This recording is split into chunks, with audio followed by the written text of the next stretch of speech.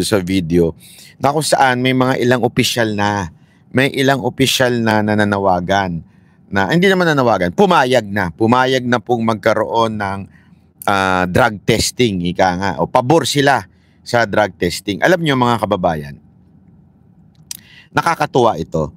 Kasi 'di ba sinabi ko naman sa inyo, kung tayong mga Pilipino lang, ordinaryong Pilipino lang ang mananawagan for drug testing, walang mangyayari. 'Di ba? Kaya nga lagi ko sinasabi sa inyo, katulad nung kay Cathy, kung tayo-tayo lang ang mag-uusap-usap, i-ignore lang naman nila 'yan. Palagi silang ganun. I-ignore nila pag tayo-tayo lang ang nanawagan. Kaya importante magkaroon ng congressman o di kaya ng senador na magdadala nito sa mainstream. Halimbawa, yung ginawa ni Bato, 'di ba, yung tungkol do sa kay OJC, kaya naging dahil sa dinala niya sa mainstream. Si Cathy, sabi ko nga, kung meron man siyang susunod na mga sasabihin, ako suggestion ko lang naman, lumabas siya, maging witness siya ng mga senador. Anyway, may kilala naman siguro siyang senador dahil nasa alta sa syudad siya. Kasi kung tayo lang mga vlogger o di kaya mga ordinaryong Pilipino o maglalabas, lagi na lang walang nababalita, hindi kumakalat. Etong kay Pulong, alam nyo ba, nang tagal na may nananawagan patungkol po dito sa drug test. Sa katunayan, isa hong mahilig manawagan niya noon pa man, ay walang iba kung hindi si Coach Oli. 'Di ba? Si Coach Oli po ang nananawagan niya noon pa. Pero syempre, dahil vlogger lang o kaya taga SMNI lang, medyo hindi sila nakikinig. Tama, mali. 'Di ba po? So, this time, nung si Pulong na ang nagdala sa kamera, no choice na yung mainstream media kung hindi interviewin yung mga tao o mga politiko para tanungin. So, yun nga yung ating pong wini-wish kung sino pa man ang susunod na mga witness, magpapatunay. Ako I suggest, wag po kayong lalapit sa mga vlogger lang. O hindi ko nilalang ang mga vlogger, ha? O kaya mga tayo-tayo lang, sa sarili lang natin ilalabas kasi hindi ho sila makikinig. I don't have problem kung kahit kanino nyo pa ilabas yan. Pero hindi po sila nakikinig. Mabuti, kung mausap na kagad kayo ng senador, lapitan nyo na senador, lapitan nyo mga congressman, na sila po ang maglabas. Pag sila na po ang naglabas, no choice, papansinin na sila. Tama, mali? Kaya kita ninyo ito, ang tagal na, ang dami, lahat siguro tayo, gusto natin tong drug test na to. Pero bakit tila walang pumapansin noon? Kasi nga po, galing lang ho ito sa atin. Tayo lang ho ang naglabas nito na gusto natin magkaroon ng drug test. Ngayon, nung si Pulong na, no choice na sila. Hindi na sila ngayon makaurong. Ngayon, tingnan ninyo. Ito, ha. Tingnan ninyo. Itong nangyari na ito, di napag-react nila si Magalong. Pati yung NBI director nag-react din, di ba? Nagsabi niya na, not director. Yung director doon sa Davao, yung NBI doon, yung namumuno doon sa NBI, sabi niya okay din. Di ba? So maganda yung ganyan diskarte. Di ba? Battle cry na ni Oli yan dati pa. Oo nga, yun na nga kaya lang hindi napapansin. Kaya maganda talaga, let's beg o kausapin natin mga congressman, mga senador para ilabas. Eto na nga. Etong meron lang akong gustong kasi merong nagsabi dito na bayaran daw o nasusuhulan daw yung director ng NBI. May papakita lang ako sa inyo, ha? Sandali lang.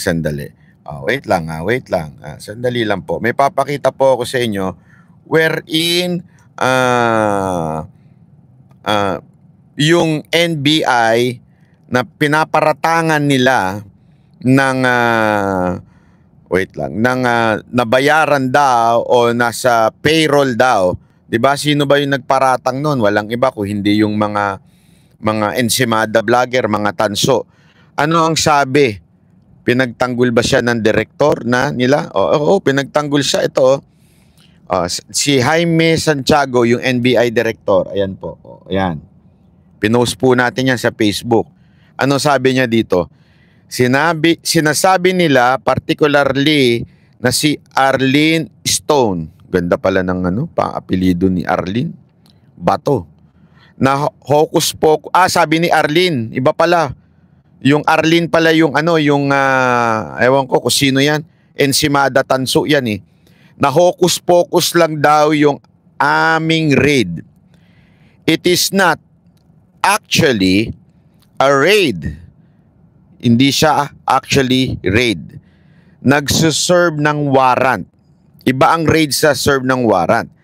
Akala nila nagloloko lang ang NBI pero we want the operation to be peaceful and ang instruction ko, okay?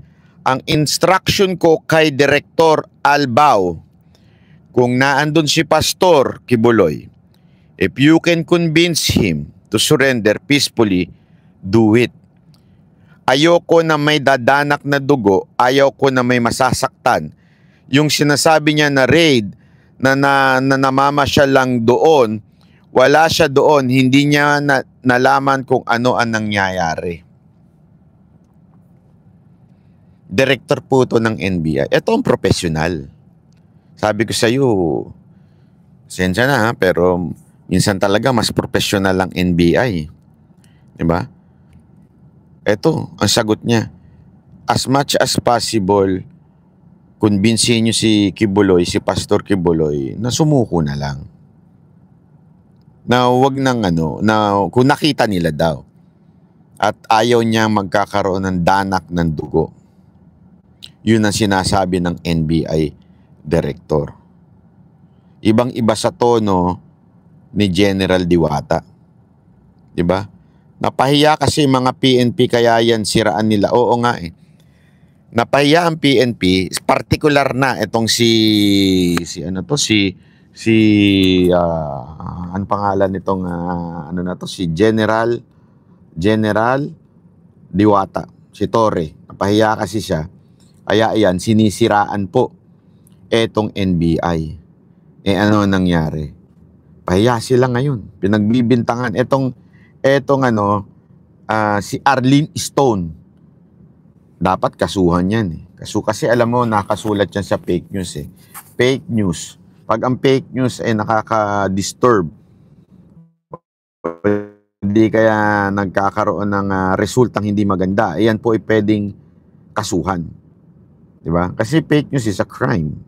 When you say na yung isang operation doon is hocus-pocus lang, peke lang, ibig sabihin you're imputing a crime. Diba? You're imputing a crime. Dapat pati yung iba pang mga vlogger kasuhan ng libel.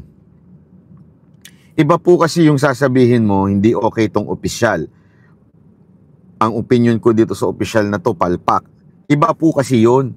Iba po yun doon sa sabihin mo na yung opisyal na yung binayaran na nag-hocus-pocus lang pagdating po sa mga operation. Iba ho yun. Yun ay libelous. Sana sampahan ng NBI ng kaso yung mga ganyang vlogger kasi sinisiraan nila yung ahensya ng gobyerno. Natatawa nga ako eh. Natatawa ako. Ang sinisiraan nila mismo ay yung gobyernong kumakalinga sa kanila. Yung gobyernong nagbabayad sa kanila. Yun po ang sinisiraan nila. Hindi naman po taga SMNI o taga KOGC ang NBI. Bakit pati itong director ng NBI pinagtanggol niya yung tao niya? Kasi nga po, palpak po eh. Palpak po yung script nila. Palpak po yung kanilang script na bayaran o di kaya ay gawa-gawa lang yung pagsuserve ng warrant ng NBI. Diba? Eto, merong makulit dito. A-attend po ba sa Congress si P. Duterte? Wala kang pakialam. Hindi mo na dapat pakialaman yun. Wala kang pakialam dun. Kung humihirit ka lang ng ganyan para mag-troll ka, pasensya na, pero ang mga troll tanga, walang ano yan, walang argumentong matino. At eto nga, merong nilabas. Actually, nalaman na po namin ng umaga to, kumakalat na po ito eh. Yung sa Supreme Court, kumakalat na po ito yung kaya lang nung nakita ko ito sa isang kaibigan ko, tinanong ko sa kanya, legit ba yan? Ko-confirm pa daw. Kasi sa wait lang nga.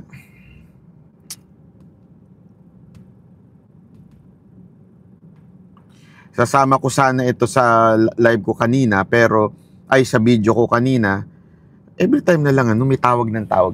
Ako, sandali lang, pwede ba magkaroon tayo ng courtesya sa buhay? Ha? Mabanatan tuloy kayo. Courtesya sa buhay, bago ka tatawag, you text. Kasi it is medyo hindi tama yung bigla-bigla ka na lang tatawag sa isang tao kahit kakilala mo pa yan.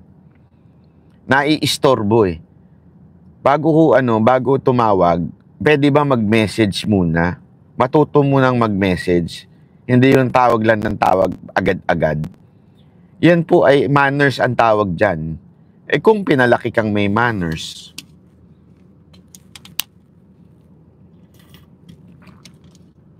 o tuloy.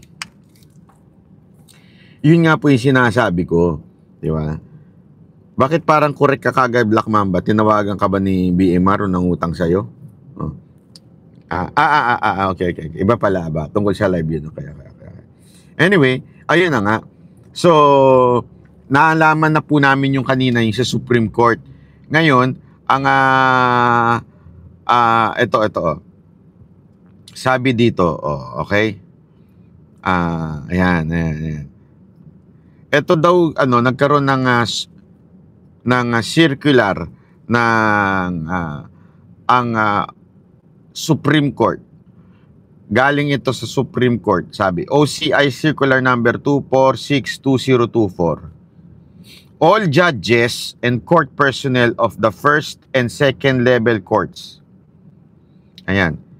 Sa susunod daw na kanilang, sa susunod ng kanilang physical examination, drug testing of judges, official and employees shall be included as part of the annual physical examination on a random basis. Ibig sabihin dito, drug testing inaano na ng Supreme Court sa kanilang mga tao yung drug testing. Yan ang according, ito ang nag-post na nito si Roque. So pag si Roque na nag-post nito, sa malamang tama, 'di ba? Ngayon, yung sinabi doong random. Sa akin, ito 'yan Hindi ko alam kung bakit sinabing random. Maybe dahil sa limited ang resources.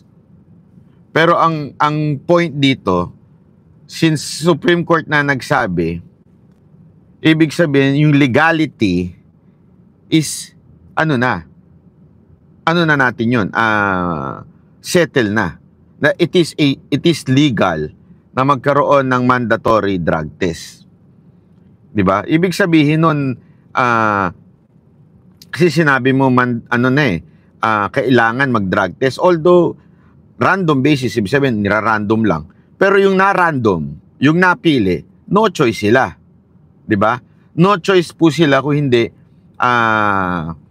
sila po ay kailangan ng mag-drug test, at ibig sabihin po nun, legal na po na kailangan o mandatory ang pagda-drug test, o pwede i-require, ika nga, kasi mismo Supreme Court na unless sabihin ng Supreme Court na hindi po ito galing sa kanila, kaya lang si Roque naman po, I don't think Roque would risk his being lawyer para lang sa fake news. I don't think so. Kasi pambihira, kinote mo Supreme Court. Diba? Tapos peke, I don't think gagawin ni Roque yun, diba? So, sa tingin ko, yung legitimacy nung circular na to, sigurado. O, yung legality nito, okay na. Di ba? Yun ang ano dito, kaya maganda. Ngayon, ang tanong natin ngayon dito, yung mga mambabatas ba? Tanggalin nyo na po mga trolls na nakapasok, please. Oo nga yung mga moderator naman natin, medyo pakitanggal po. Meron kasi mga nanggugulo dito Alam naman natin, may sabi pa, bawal ba magtanong? Iba ang nagtatanong sa nananong, gago. Huwag mo kaming gawin tanga. Kung tanga kayo, huwag nyo kaming gawin tanga. Sabi dito, dapat po all 28 years old nagpapadrug test. Hindi. Dapat, ang kailangan dyan, yung mga yung pong mga government official. Kasi hindi naman pwede sa private citizen yan kung hindi sila papasok sa kumpanya Oo, ang daming nakapasok Anarot hindi ka daw nagtatrabaho bilang moderator Tanggalin na kaya kita. Joke lang. Ang daming nakapasok daw na mga troll na walang peke account. Si EJ Banateros, gawin nga natin itong moderator. Para makatulong. Yung mga regular dito, gawin natin rin. Huwag kayong magbaba ng hindi ha. Ayan. Kakauwi lang. Break time ko, wait lang. Ito na. Ayan na. Si Paul, ata nakita ko. Oo. Naglalaba ako. Anong nilalaban mo? Black Mamba. Panty o bra? Naglalaba ng panty. Dapat talaga tama, alam mo, Heidi Sacro, pati barangay captain. Kahapon nga meron nagwala na barangay captain hindi naman siya namaril, pero lasing siya. Tapos nagpaputok siya ng baril. Alam mo, paputok niya ng baril doon pa sa gilid. Sabi ko, hindi mo alam mo ba, napaka-stricto ng if you are really a responsible gun owner, may training yan Kung talagang ikaw ay pumuputok, kasi dapat, kaya ka nga papayagang makahawak ng baril, ibig sabihin pumuputok ka. Pag pumuputok ka, tinitrain yan. You never point a gun, kahit ba walang load dyan. Tapos, pag kinasa mo para tanggalin yung load, kailangan hindi lang tunog. Kailangan visually makikita mo na there is no bullet doon sa barrel. Ibig sabihin may training yan, responsible owner nga Ganun ka careful yan. Even if walang bala, walang magazine, kailangan di mo tinututok yan. Itong mga barangay captain na lasing, di ba? Pambihira. Pinutukan niya yung kaaway niya sa tabi, dito sa malapit sa legs.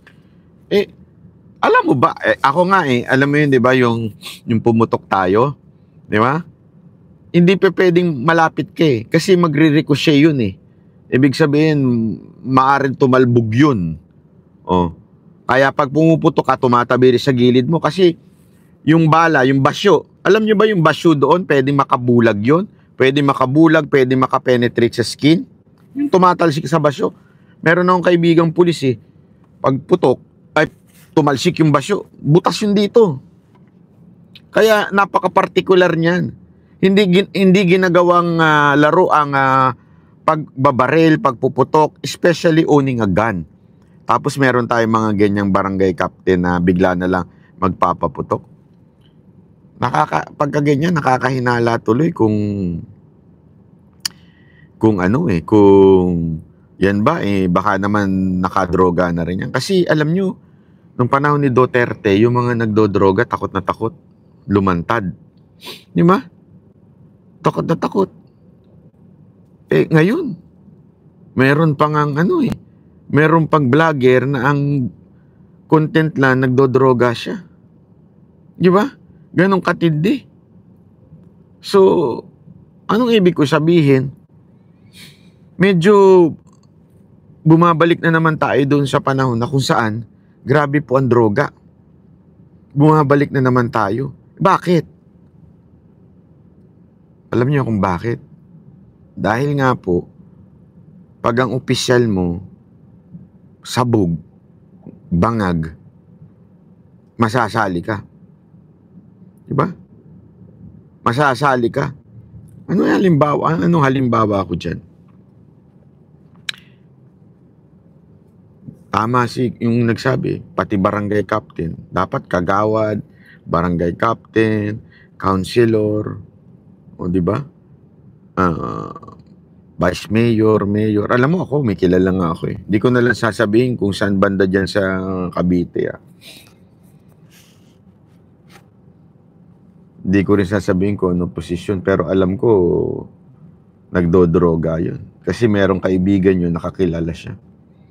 May kaibigan ako, na kaibigan niya, na alam niyang nagdodroga yun. Kaya nung panahon ni Duterte, alam ko natalo yun. Ganun. Kasi alam mo, sa alta sa syudad, yung Coca-Cola, hindi nila kinukonsider na droga yun eh. Kasi nga, ewan ko this is the reason. I don't know if this is true. Hindi naman po ako sanay dyan eh. Dahil yung Coca-Cola daw, yan daw po ay herbal. So, ibig sabihin po nun, parang kinukonsider nilang hindi daw yung droga. Parang something like that. Di ba? Kaya nga meron dyan yung iba nagja-justify na yung damo, hindi naman daw yan na droga. Yan po daw ay vegetarian. Oy! Banateros, Banyes, Lori, uy, akala ko madilim ang ating buhay ngayong araw na to. Kasi nandito lang tayo sa cellphone natin, wala tayong mikropono. Pero maraming salamat. Nandun, nakakaliit ng utak, oo. Kaya nga feeling ko, yung mga vlogger na bobo, bangag yun eh.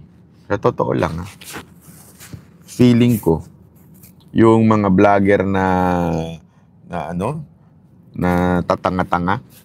Yung mga komentong tanga. Meron tulad ng isa, may nagkomento siya, ha, itong mga buliteros, bla bla bla bla. Putang ina, binabasa ko, sabi ko, tangina, you're not even worth my time.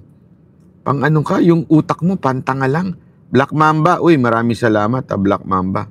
Hindi utang yan at hindi ako nangutang sa'yo Hindi ako nangingi sa'yo Black Mamba. O ang sabi po sa RA 9165, ito yung all public official, kaya dapat mula presidente hanggang barangay official. Oo, ako diyan. Hindi kasi totoo walang biro Dapat pati mga vlogger na rin, kasi ang dami ng vlogger na tawa lang ng tawa, wala namang nakakatawa. Sana ako nagjo-joke, pero yung joke tangina parang okay ka lang, joke mo yan. Ewan ko ang dami dyan, walang natatawa sa joke. Elpeds Concha, salamat po Thank you very much. Diba? Ang dami dyan. Meron doon sa kabilang kampo, may tanso. May tanso dyan na natawa ng tawa. Titigil, magbabasa. Diba? Meron naman dito dito naman sa kampo natin, meron din dyan, tawa ng tawa. pilit magtawa, kahit pikon na, umiiyak, biglang tatawa, iiyak, tas tatawa. Diba? Sabi nito isa, wag ka ng tira, gago. Hindi ako tumitira dyan ng vlogger, wag kang tanga. Yung mga tanga lumayas na dito, bawal ang tanga dito, alam nyo naman, allergy ako sa tanga May allergy ako sa tanga. Please lang, layas na kayo dito, Kasi sabi tinitira. Hindi ko tinitira yung vlogger. Anong gusto mo? Hinamon. Hindi lang ng congressman na nagsabi, Hinamon, sabi. Lahat dapat, pati mga vlogger. So, ano ibig mo sabihin? Yung vlogger na tanso lang ang kailangan magpa-drug test? Dapat pati tayo. Dapat tayong mga DDS kuno na vlogger, dapat magpa-drug test din. Tangina, daming lagpak siguro dyan. Sana nga meron ding stupid test. Para talagang malaman kung sino, hanggang saan lang yung utak mo. Pag tanga ka, bawal ka na mag-vlog. Pwede bang ganun? Sinong pabor doon? Ikaw, Jay Guevara, pabor ka ba doon? kung hindi stupid test, at least IQ test ba? 'Di ba? Para malaman natin kung sino ang tanga. Para pagkatanga, matik na 'yun, hindi na payagan. Hindi na siya payagang 'di ba?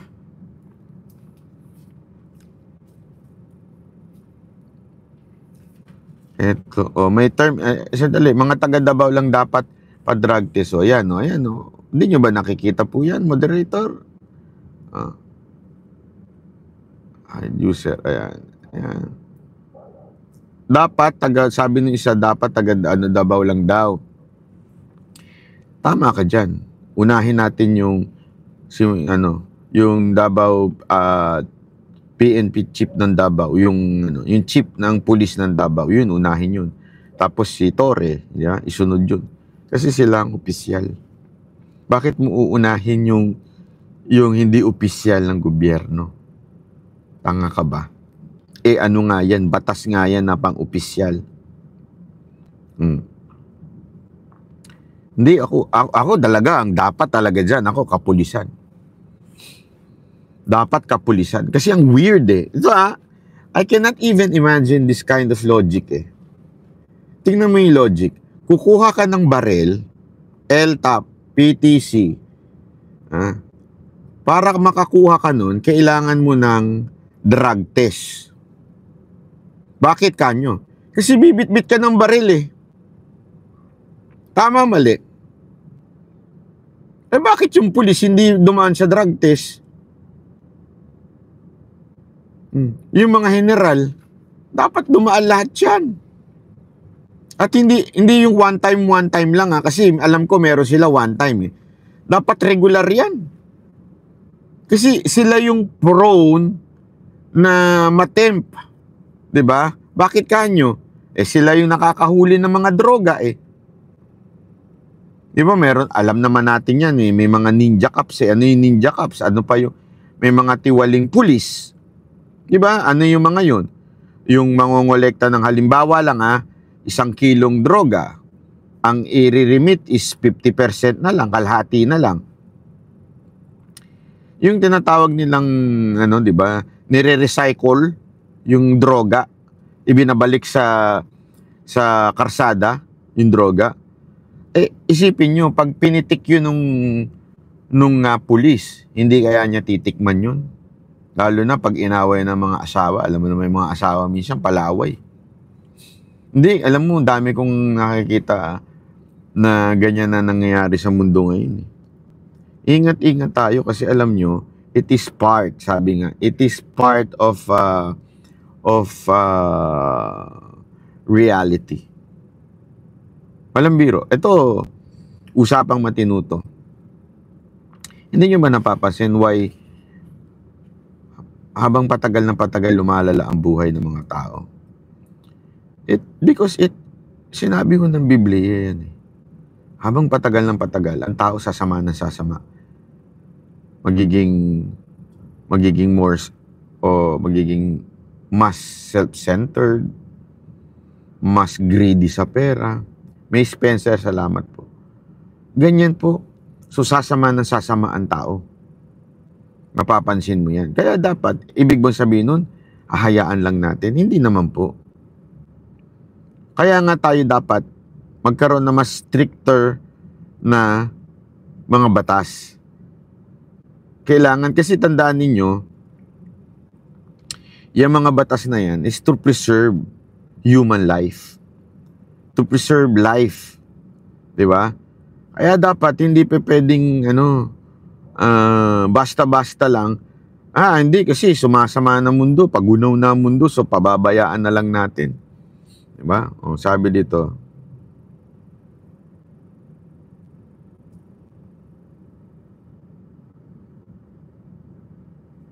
hindi ko maintindihan yung question niya. Sorry Sabi dito, kung may mandatory vaccine, dapat may mandatory drug test na din sa buong Pilipinas. Pag walang ID na clear sa drugs, di pwede sa lahat ng work at position. May point ka doon. Ako gusto ko yan. Dito sa Taguig, barangay namin, ibalik legal naman ang droga. Drug sa kanto. nila nag-aabutan. Grabe kay Duterte dati na wala. Oo nga eh. Yan nga isang bagay.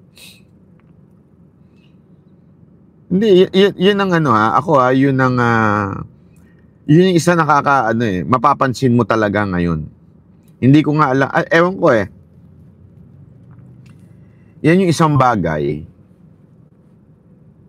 na dahilan kung bakit, 'di ba? Ako hindi ako magpapaka-hero. Hindi ko ugali magpaka-hero o magpaka-santo. Alam niyo, ilang tayo bilang vlogger at alam niyo naman po yan pagdating sa YouTube. Medyo with all humility, papalag tayo kung competition sa political vlogging. Meron tayong isusumbat, meron tayong ipagmamalaki political vlogging sa YouTube. Sigurado ko, mas nakakalamang naman tayo dun sa iba. With all humility, false alarm ang balita. Sino nagsabi niyan?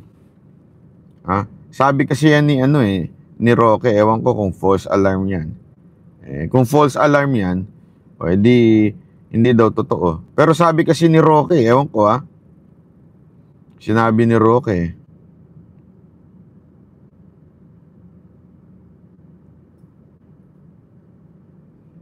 talaga, fake. Sino nagsabing fake news niyan?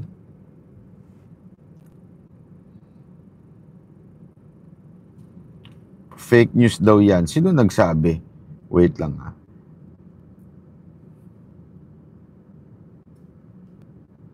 Bakit po? In all honesty, fake news daw yan, sabi. Ewan ko sino nagsabi?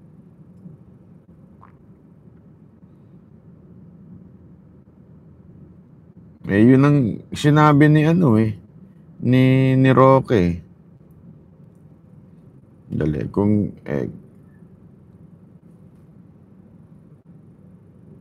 tingnan nga natin sa balita ngayon.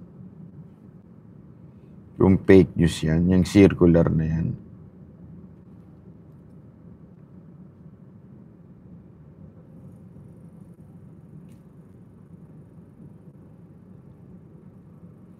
Wala naman sinabi si Buster TV na fake yan. Punta ka sa Supreme Court FB account. Tingnan natin.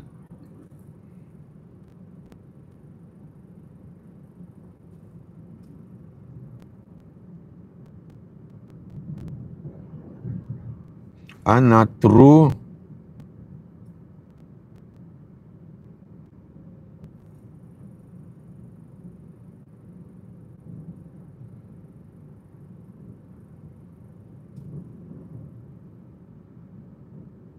Yun nga, tama nga sinabi ko, random basis.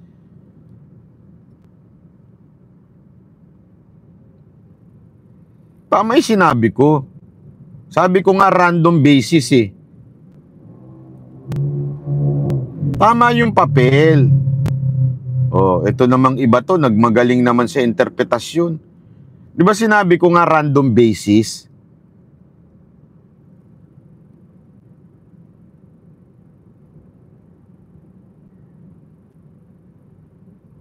Wait lang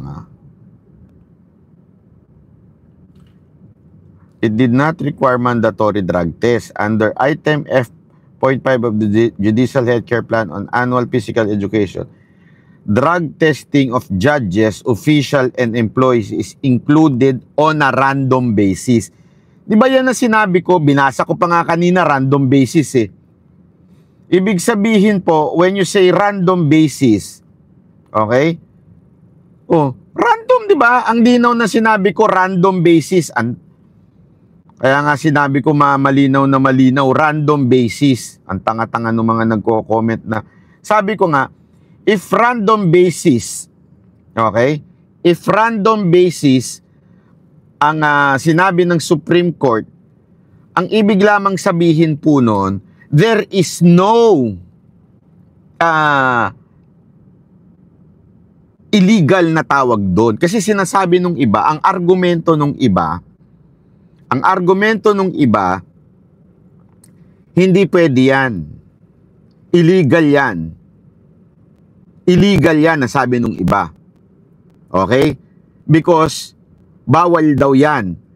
Invasion of privacy. Ngayon, ang sinabi ko kanina, nakasulat doon, random basis. Ibig sabihin nun, hindi requirement, and yet, pag na-random ka, alam mo sabihin ng na-random, sabihin pinili na parang ni-raffle o parang random lang, o sino yung, ito. Don't tell me yung ni-random nila, illegal. Bakit nila, kung illegal yun, bakit ka pipiliin as random? Nagigets nyo yung point ko? The point is, hindi ho illegal. Random nga lang. Hindi siya ni-require sa lahat. But it is random. O, ibig sabihin, may legal basis. Ang tanga-tanga ng mga putang inang dyan. O, diba? O, wala naman tayong sinabi require ang lahat. Ang sinabi ko, Supreme Court magpapa-detest na rin. Oh. Yan ang problema sa inyo. Non-mandatory pero random lang. Yun, that's the correct term. Not mandatory, hindi siya requirement, random lang. Oh, the point here is simple as this. Hindi siya illegal. There is a legal basis. Kung pinarandom, kasi alam naman ganyan, halimbawa, illegal na i-require mo ang HIV test ang bawat pulis. Kunwari, illegal yun. Hindi mo pwedeng sabihin, magkakaroon tayo ng random na HIV test sa mga kapulisan. Pag sinabi mo yun, sandali, illegal yan Bakit mo ira-random? Tama, mali. Pero pag sinabi mo ng random na yan, hindi ka nga require, hindi lahat require, pero may legal basis na yung pagka-random, yung pagpapadrug test. O yun ang punto dito. Yung mga nagmamagaling dyan, nasunog na naman kayo, yung mga tanso vlogger, nasunog kayo. Nasunog kayo na sinasabi ninyo, hindi naman fake news to. Di ba? Ibig sabihin, yun, sabi nito isa, ang illegal, yung mandatory. Pero, yung random, hindi po unconstitutional yan. Based po sa decision ng NBank November 2008, constitutional po ang RA 9165. Yan. Sabi nitong isa, ni Ambo. Article 36 CND. Tingnan nga natin yung article na yan. RA, wait lang. Basahin natin yan. Baka kasi alam mo naman tayo, very,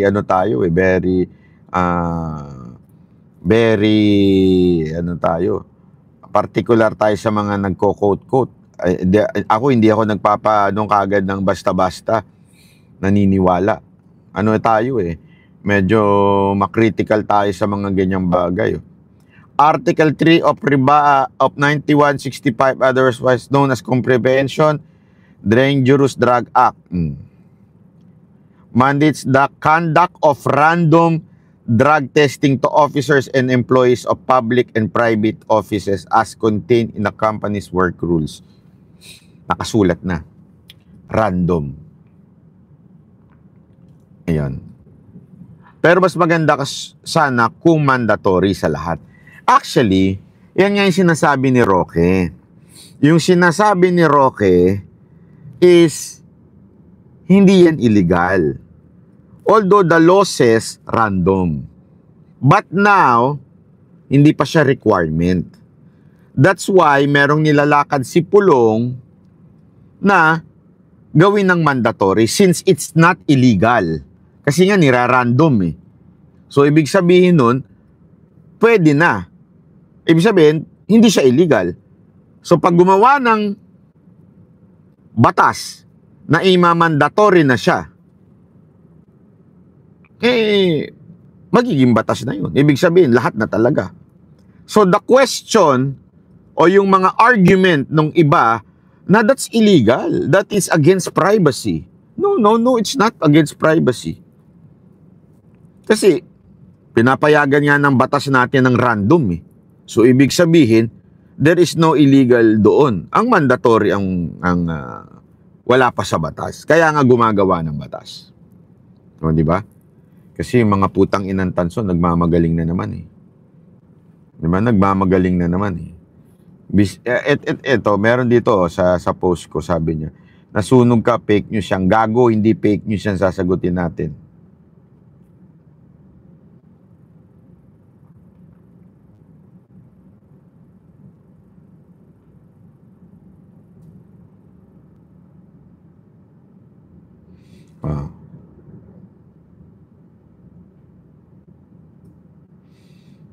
Hindi fake news yan, magbasa ka kasi. Ayan.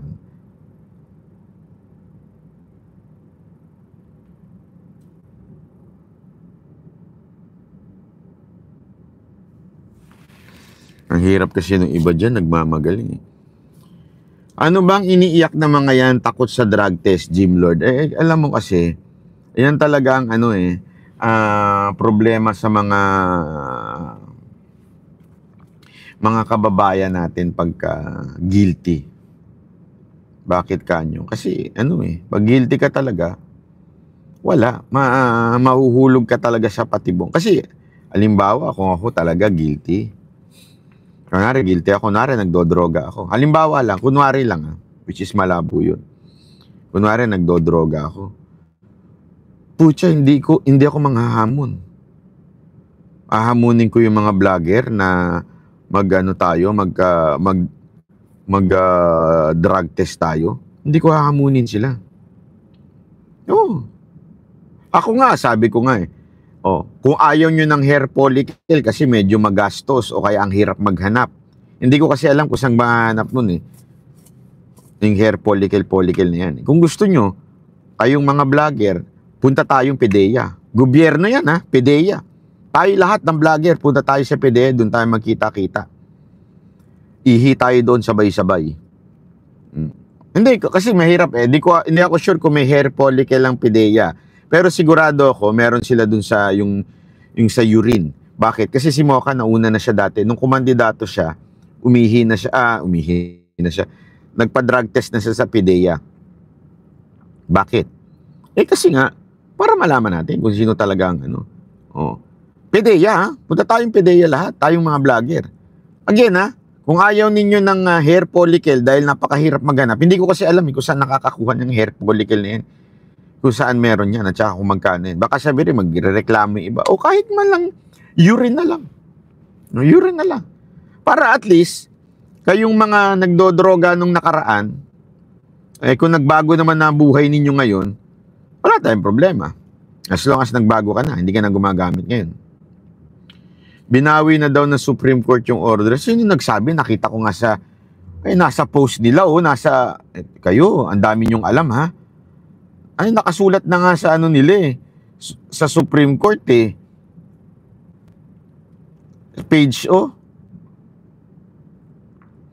ayan may check. Ayan ano sabi dito? Ang sinasabi dito, itong medyo mali itong sinabi nung isa na required na. Pero not true. Ayan. Basahin ko sa inyo Not true. The Supreme Court Office of the Court Administrator, OCA, did not order mandatory drug testing for judges and employees of the judiciary. The OCA issued OCA Circular Number 246-2024 enjoining all judges and court personnel of the first and second level courts to undergo a basic annual physical examination on or before October 15, 2024. It did not require a mandatory drug test.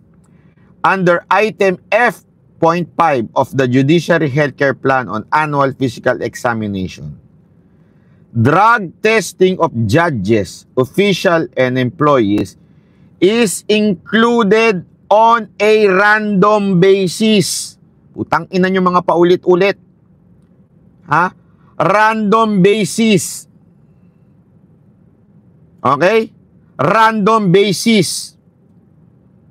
Yan ang sinabi ko kanina, random basis, yung binasa natin na sinulat ni Shineko din, dahil shinare yan ni Attorney Roque. Ano yun? Hindi niya sinabi doon, wala siyang ito yung post ni Attorney Roque.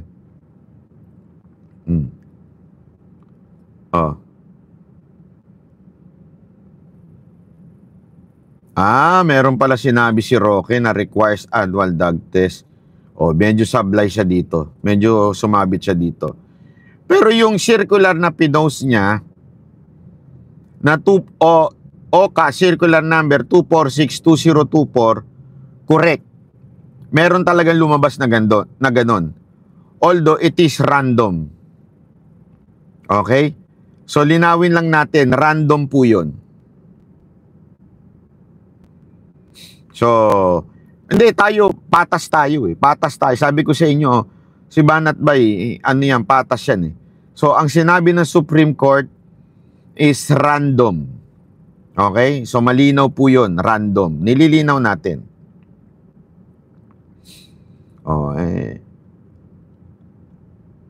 Yun lang ang ating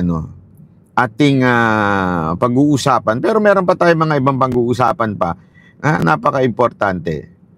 Kasi alam mo, sabi nga nila Coach Oli, kanina nakita ko yung nagla-live si Jay Guevara.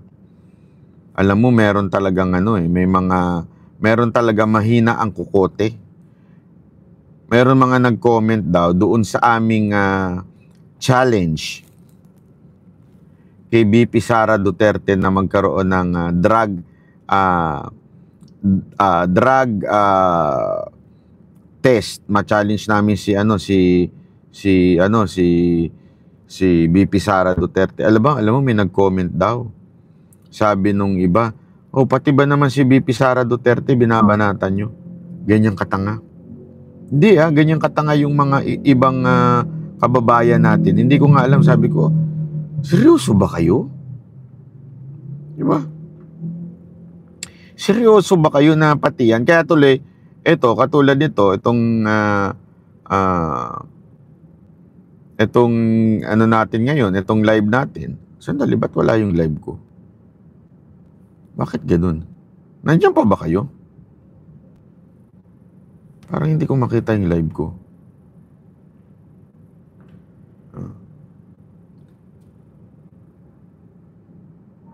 Yes, by content niyan, Banat Bay, pero deleted agad. Sino? Yung sinasabi nila na bakit daw namin binabanatan? Oo. Sabi, legal-wise, we have to be careful sa verbatim. Ang sabi kasi random every 6 months. The phrase na 6 months is quite questionable. Actually, ako naman, ang punto ko lang naman dito, paulit-ulit ko naman sinasabi kanina . Ewan ko kung nakikinig yung iba o nagtatanga-tangahan. Ako ang punto ko lang naman dito, if ni-random ng Supreme Court yung drug test sa kanilang mga tauhan, therefore, it is not illegal. I think, that's my interpretation. Kung ni-random nila, kasi hindi ka naman magra-random ng illegal . Di ba? Halimbawa, ang pag-purge, halimbawa, di ba meron ganon yung sa pelikula, ang pagpatay sa mga kriminal, hindi mo pwedeng, mamimili tayo, magra-random tayo, random killing sa loob ng kulungan ng mga heinous crime, random. Hindi mo pwedeng iutos yun. That's an illegal order. Tama, mali? Di ba? Illegal order yun. So, you will only say random, di ba, when it is legal. Ang ganda ng basahin ko yung sinabi ni Jimmy Bondo. Drug test unconstitutional.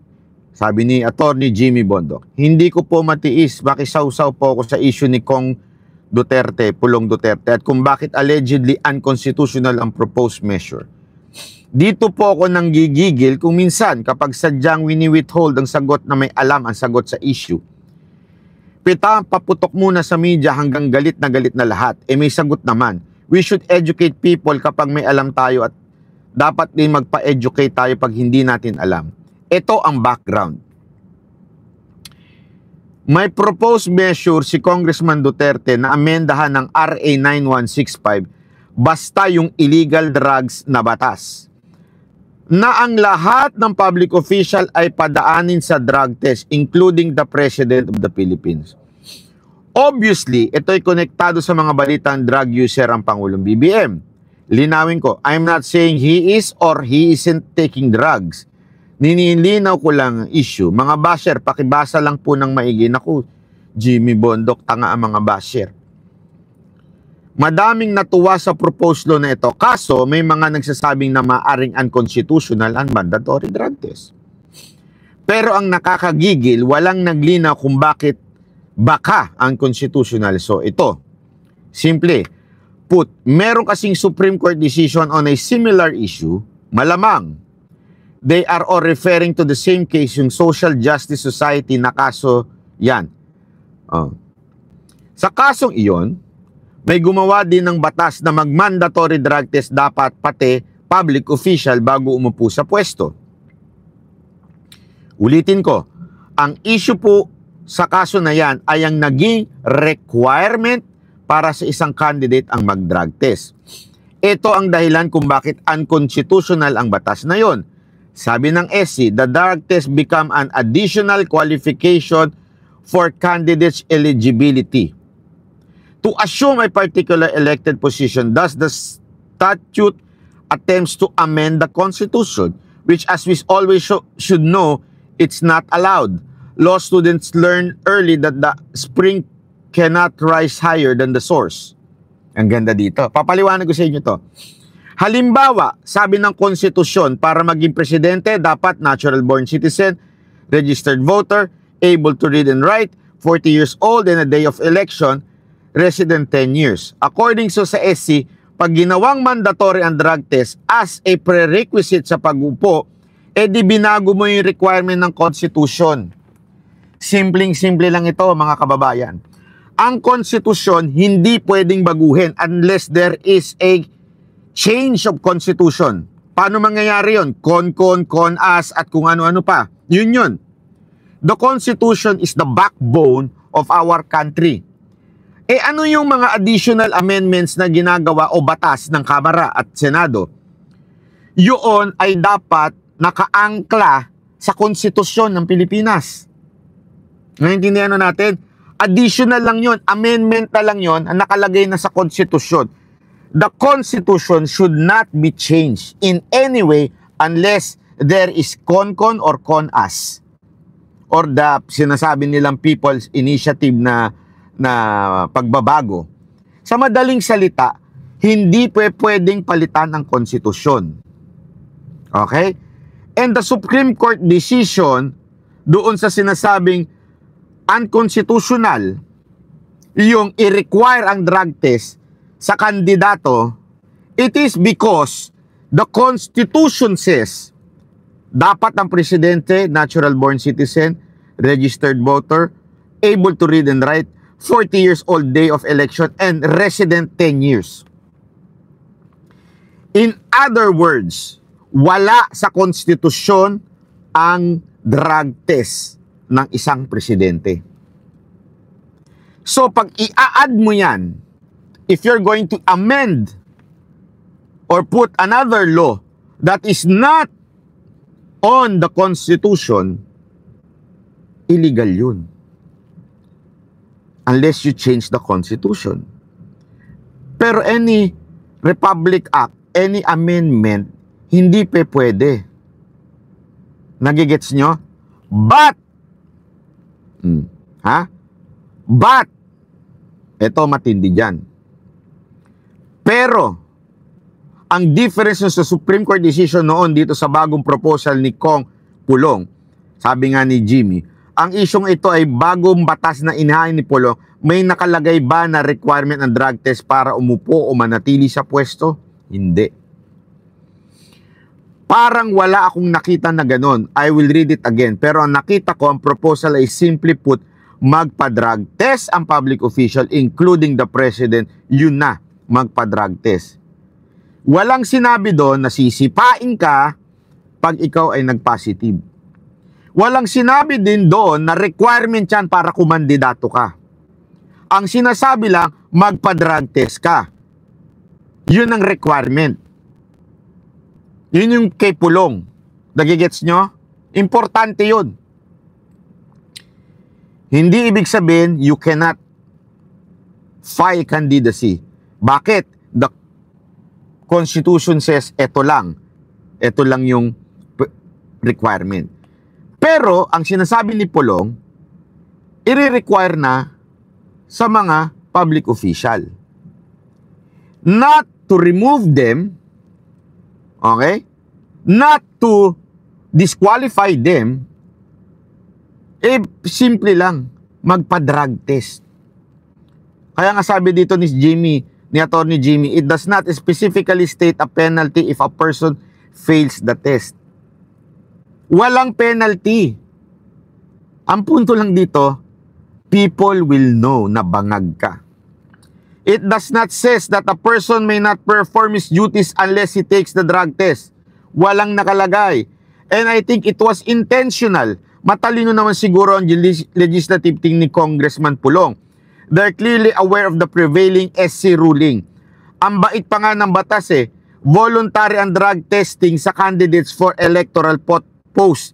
This is clearly the improvement from the old law. Kasi dati, ginawang mandatory sa candidates ang drug test, kaya naging unconstitutional. Ngayon, voluntary na lang. Pero sa mga nakaupo, magiging mandatory. So ito ang tanong, sabi ni Attorney Jimmy Bondo. Unconstitutional nga bang batas ni Kong Pulong? Well, nobody will know until we pass the law. Di ba po? Our lawyers have a broad prerogative and should make laws untethered by other branches of government. If an old similar law fails to pass muster but the intent of the law was clearly beneficial, then Congressman should be able to attempt to pass new improved laws. Simply put, bawal ba ang mag-edit? Clearly, the intent of Congressman Pulong is to ensure that we get the best of the best to lead the country. The highest level of government. The proposal law does not state that one must take the drug test before taking office or to stay in the office. Sa madaling salita, paikliin na lang natin, simpleng-simple.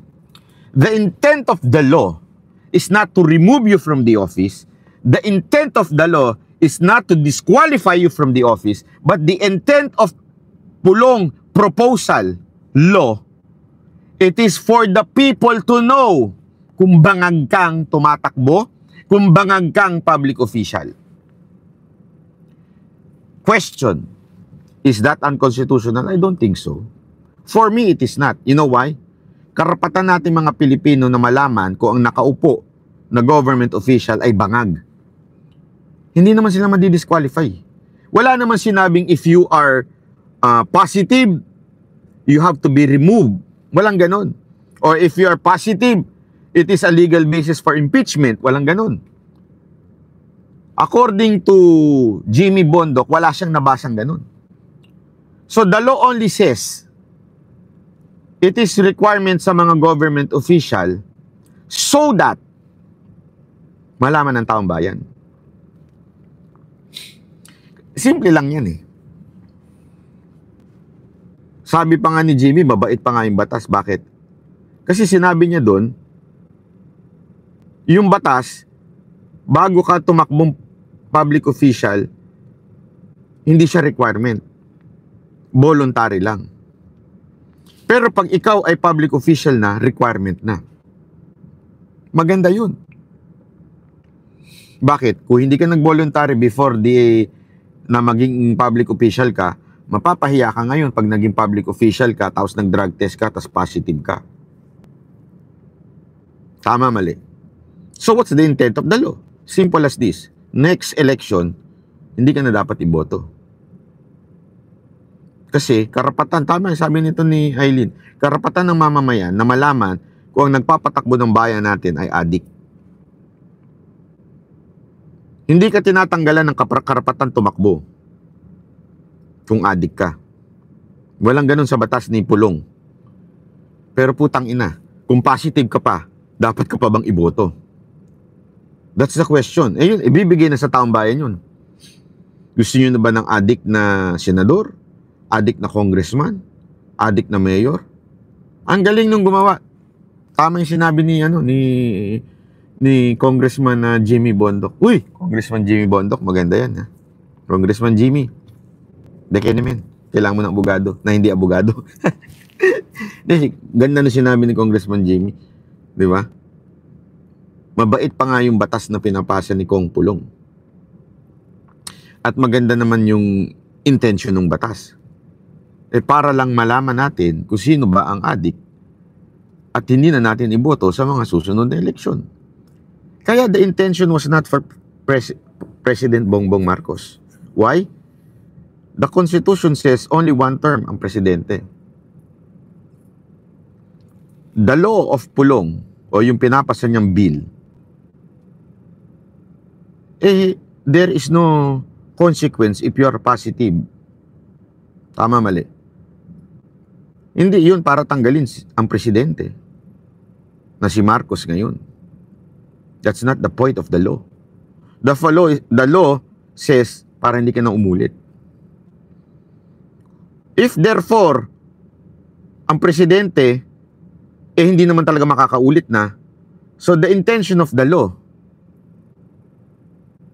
is not for BBM.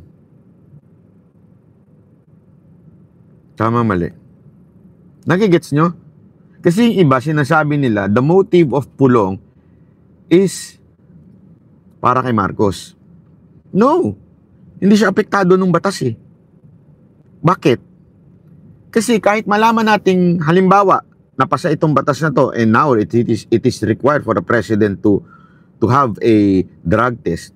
Kahit malaman nating positibo si Marcos, it doesn't affect him anymore. Why? Presidente pa rin siya, hindi naman siya tatanggalin eh. Hindi naman requirement yun para tanggalin eh. Pag nag-positive ka, hindi naman ibig sabihin tatanggalin ka na eh. At hindi ka rin naman makakaulit kasi the Constitution says isang term lang ang presidente.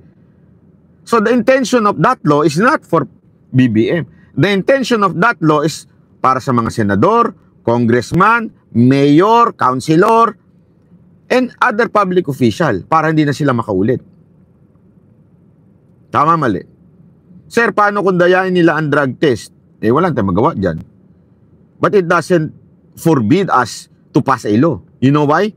The same argument na sinasabi ng iba, paano kung dayain naman nila eleksyon? So, ibig bang sabihin, tanggalin na lang natin ang eleksyon sa Pilipinas? Hindi pwede yun. Oh, sabi nito, the intent of the law is for the other future candidate. Correct. Hindi lang yung future candidate, para hindi na makaulit yung mga adik.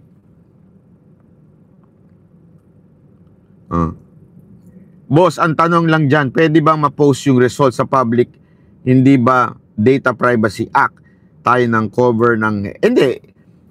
Ewan ko kasi yung Data Privacy Act, I'm not sure if that is part of the Constitution or yun ay pwedeng i-amend. Diba? Ang ganda na sinabi nito, the proposal of Kong Pulong should be added in our Constitution because public official of the... maganda yon. Pero first step muna kasi, tandaan natin, if that would be added to the Constitution, kailangan magkaroon ng pagbabago ng Constitution. Putya, ang bigat niyan. Ang bigat niyan. Talagang, yun, it will take, matindi talaga yun. Nahihirapan as of now. So, need ng tsa-tsa yun, need ng, matindi yun. Hindi ko naman sinasabing hindi maganda. Actually, mas maganda yun. As a matter of fact, the best yun. Kasi, if nasa konstitusyon na yun, panalo yun. Pero ang problema lang kasi, napakahirap nun. Ang tagal. Ang tagal para ma-open ang constitution. At saka pag na-open natin constitution, wala na. It is open for ano na yun, political amendments. Mahirap na yun. So mas mabuti na muna yung ganito. Kasi nga, the intention of the law of Pulong is for us to know kung sino ba talaga ang mga bangag at adik na senador, na congressman. Kasi tandaan ninyo, the accusation ng mga ilan na bangag ang ating presidente, including our President Duterte, hindi lang po siya yun. Di ba? Hindi lang po siya yun. Yun yung marami sa kanyang circle. Sino itong mga to? I mean, if that accusation is true, if true, ay yung accusation na yun, magbabarkada sila eh. So, sino yung mga putang inang yun? Di ba? Sino yung mga kasamahan niya? Ito bang mga kasamahan niya na ito yung mga nagpapatakbo ng bayan natin? Di ba? Yun ang ano doon, yun ang matinding tanong doon. Yung ba ang nagpapatakbo ng bayan natin? Kasi remember, the accusation of some people, and to be specific, Duterte, Pangulong Duterte, noon pa nangyari yan.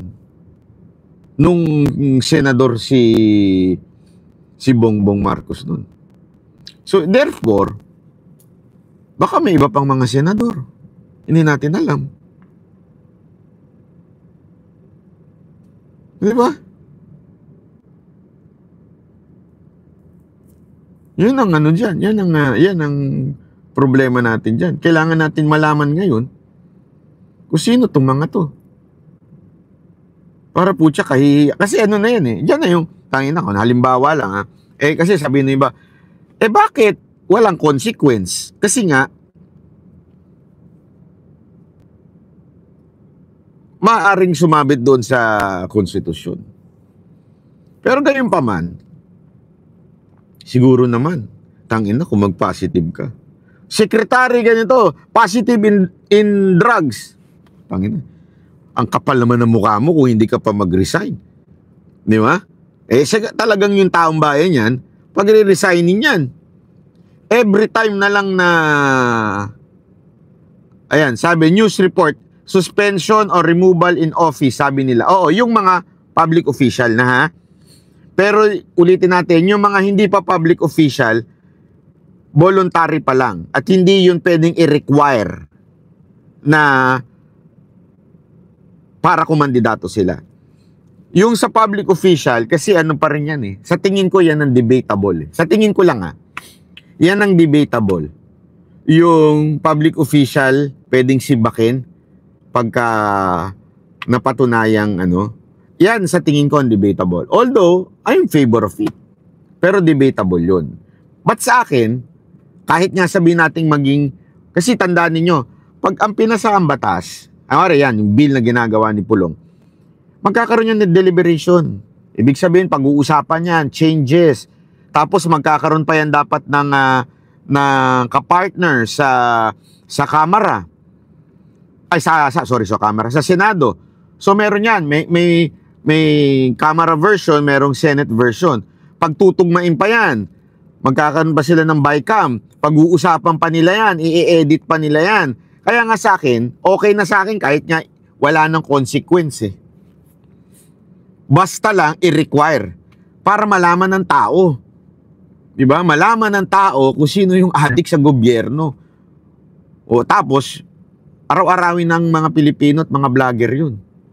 O ito, positive ka. Diba? Tapos uulit yun, diba? Per quarter yun. Ulit-ulit. O positive ka pa rin. Ay, natuloy-tuloy yung pagdodroga mo. Mantakin mo, ganun na sekretary. Halimbawa lang naman. O kaya yung isang general, positive. Pumunta, di araw-araw, siya laman ng balita. O, si general positive, tut. O secretary positive, tut. Mantakin mo. Di ba, kahihiyan yun. Butang ina. Kung ako, magre-resign na lang ako nun. Kesa naman araw-araw, yun ang pangalan sa akin. Di ba? Positive ganito. Sana kung mindset mo ang positive. Hindi eh. So, yun nga yung punto natin dito. Napakaganda. Ang ganda ng sinabi ni Jimmy dito, yung paliwanag ni Jimmy. Matalino talaga ito si Jimmy Bondok, ano? Alam mo, ako pag ito si Jimmy, kasi may party list siya eh. Yung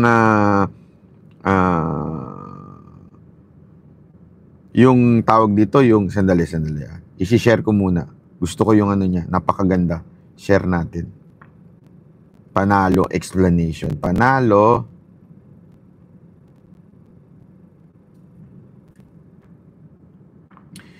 yung grupo niya na boses. Oo, boses.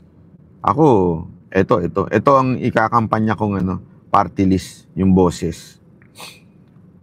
Ito boses ng mga musikero. Uy, musikero rin ako Baka naman. Bagong organisasyon ng sektor ng entablado at sining. Boses. Kandidato, maganda yan. Sana nga magpatuloy itong ginagawa mo, Jimmy. Maganda mapunta si Jimmy sa Congress. Hindi, walang biro. Ako hindi lang porket kakilala ko. Pero kasi, nung panahon niya, nung PAGCOR yan, diyan naging matuwid ang PAGCOR. Hindi, syempre with the help yung kanyang boss. Yung, sorry, nakalimutan ko na yung pangalan nun. Mabait yung, magaling yung boss nun. Yung, tao ni PRRD, yung bumanat kay Leni Robredo. Galing yun. Tapos, si Jimmy nandyan din. Kaya talagang sinisigurado niya, walang pera ng gobyerno ang nasasayang. Kaya very effective. Ayun, si Andrea Domingo yun. Ang galing nyo talaga. Bakit ang galing-galing nyo sa memory, no? Memory! Si Andrea Domingo. Ay, maganda yan. Kaya nga, alam nyo, ako talaga personally, ikakampanya ko si Attorney Jimmy Bondok, yung kanyang party list. Boto niya yan. Huwag nyo nang isipin si Mocha. Hindi naman tatakbong party list si Mocha. Councilor, pwede. Diba? Kaya sinasabi ko sa inyo, araw-araw. Huwag niyong kakalimutan si Madam Mocha Uso. Nagsilbi yan sa OFW natin. Talagang very servant heart. Kung merong, di ba, kung merong babaeng Trillanes, si Ontiveros, babaeng Trillanes. Si Mocha ang babaeng Senator Bongo. Talagang pag nagserbisyo, grabe serbisyo. Ayan ang anak ko nung nag-enroll, may drug test sila. Oo nga. Jimmy sa Kongreso, banat ba sa... Hindi, wag na ako. Hindi ako, wala talaga. Ako, sorry pero wala talaga akong plano. Wala talaga akong plano na tumakbo. Ayoko kasi tayo nakakain ka, mababakasyon ka, pakikialaman ka ng tao. Pera ng taong bayan yan pera ng taong... Hindi na. Oh, yan tubig mo, pera ng taong bayan yan yung mga ganyan-ganyan. Oh, yung sasakyan mo, pera ng taong bayan yan Hindi na. Mas okay na ako sa kayod-kayod na lang na negosyo. Maganda yung party list si Jimmy kung gano'n. Alam mo ako gusto ko yon. Kasi nga, kailangan ng mga benefits dapat, alam mo, nasa puso ko yan. Nasa puso ko yan. Hindi walang biro. Even if hindi ako part ng party list ni Jimmy hindi rin ako magtatakbong nominee dyan. Alam ko, kompleto na sila dyan Pero ikakampanya ko yan. Yan ang walang boses sa Pilipinas. Yung mga nasa entablado, yung mga performer. Yung mga artist, siguro yung mga celebrity, baka meron pa Pero yung mga nagpatrabaho sa bar, nagtatrabaho sa KTV, hindi dapat may boses din sila. Bakit? Lihitin mo naman yung trabaho nila Di ba? Lihitin mo ang trabaho ng mga KTV, yung mga worker na doon, yung mga GRO. Lihitin mo naman yun. Baka sabihin nyo, porket pa-sexy sila doon, porket nag-e-entertain sila, hindi na lihitin mo yun. Uy, lihitin mo yun. At hindi lahat na nandoon masagwa ang ginagawa. Meron talaga meron talagang pakangkang, meron yan. Meron talagang patsupageti. Pero, hindi ho lahat. Marami ho din dyan, halimbawa, sa mga umise. Maraming umise sa Pilipinas, wala namang ganyan. Wala naman pong pakangkang dyan. Malinis ang umise. Makukulit nga dyan, mga Pilipino, panay ang hipo eh. Pero yung mga Hapon, hindi naman eh. Di ba? Mga Korean, medyo makulit din ng konti. Chinese, lalo na. Gayunpaman, part yan eh, yung pag-work sa entablado. Stand-up comedian. Banda. Nakakaawa ah. Kaya nga alam nyo, nung pinaglaban natin yung mga banda noon doon sa isang bar na kawawa sila, na hindi sila nabibigyan ng sapat na sahod. Tuwan-tuwa sila nung pinaglaban natin sila eh.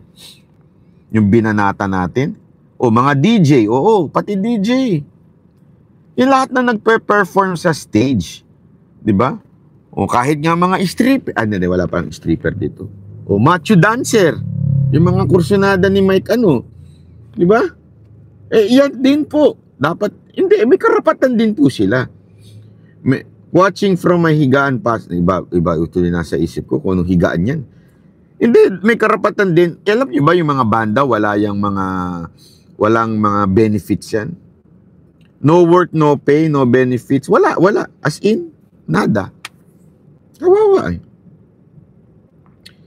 Kawawa yung mga Kaya kailangan ng representation yan sa kamera.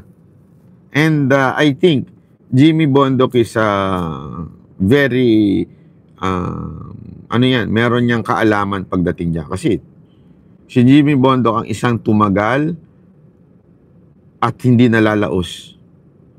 Dapat lang boss na may representative sila dahil nagtatrabaho po sila. Oo, correct yan, ma'am. Oh, hello ma'am Owie. Di ba? Ako ang isa pang gusto ko magkaroon ng vloggers party list.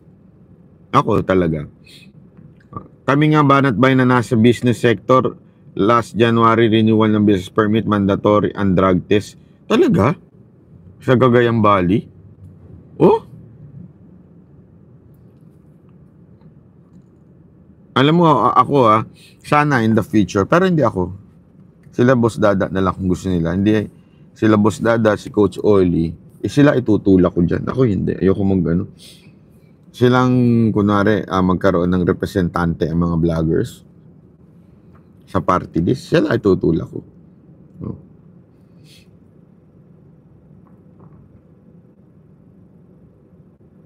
Sabi nito, dapat sila Robin, Jinggoy, Bong, Lito ang tinig na entablado. Actually, nagiging tinig naman. Si Robin nagiging tinig naman. In fairness, di ba? Siya nga yung si Robin. Actually, kahit naman si Jinggoy. Nakita ko rin naman siya. Si Jinggoy at saka si Senator Bong Revilla.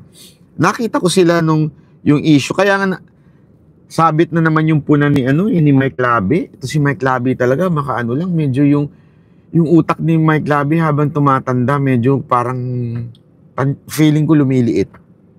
Feeling ko lang naman, ha? Hindi naman sure yun. Pero feeling ko yung utak niya nagsishrink. Hindi ko alam bakit. Kasi nagagalit siya kay Robin, bakit daw pinapansin yung issue sa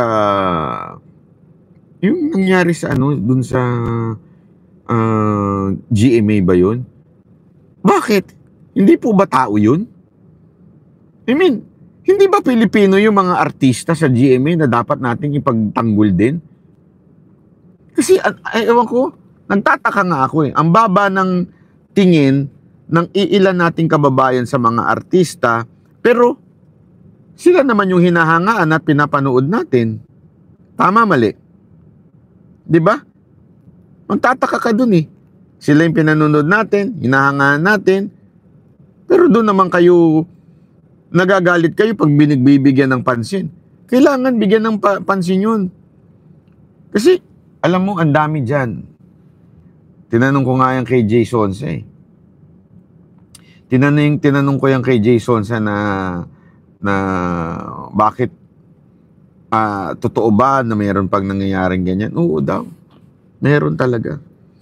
At again, this is not against any TV station, Kasi nga, di ba, recently, nakita ninyo, yung sa GMA, yung anak ni Nino Mulak.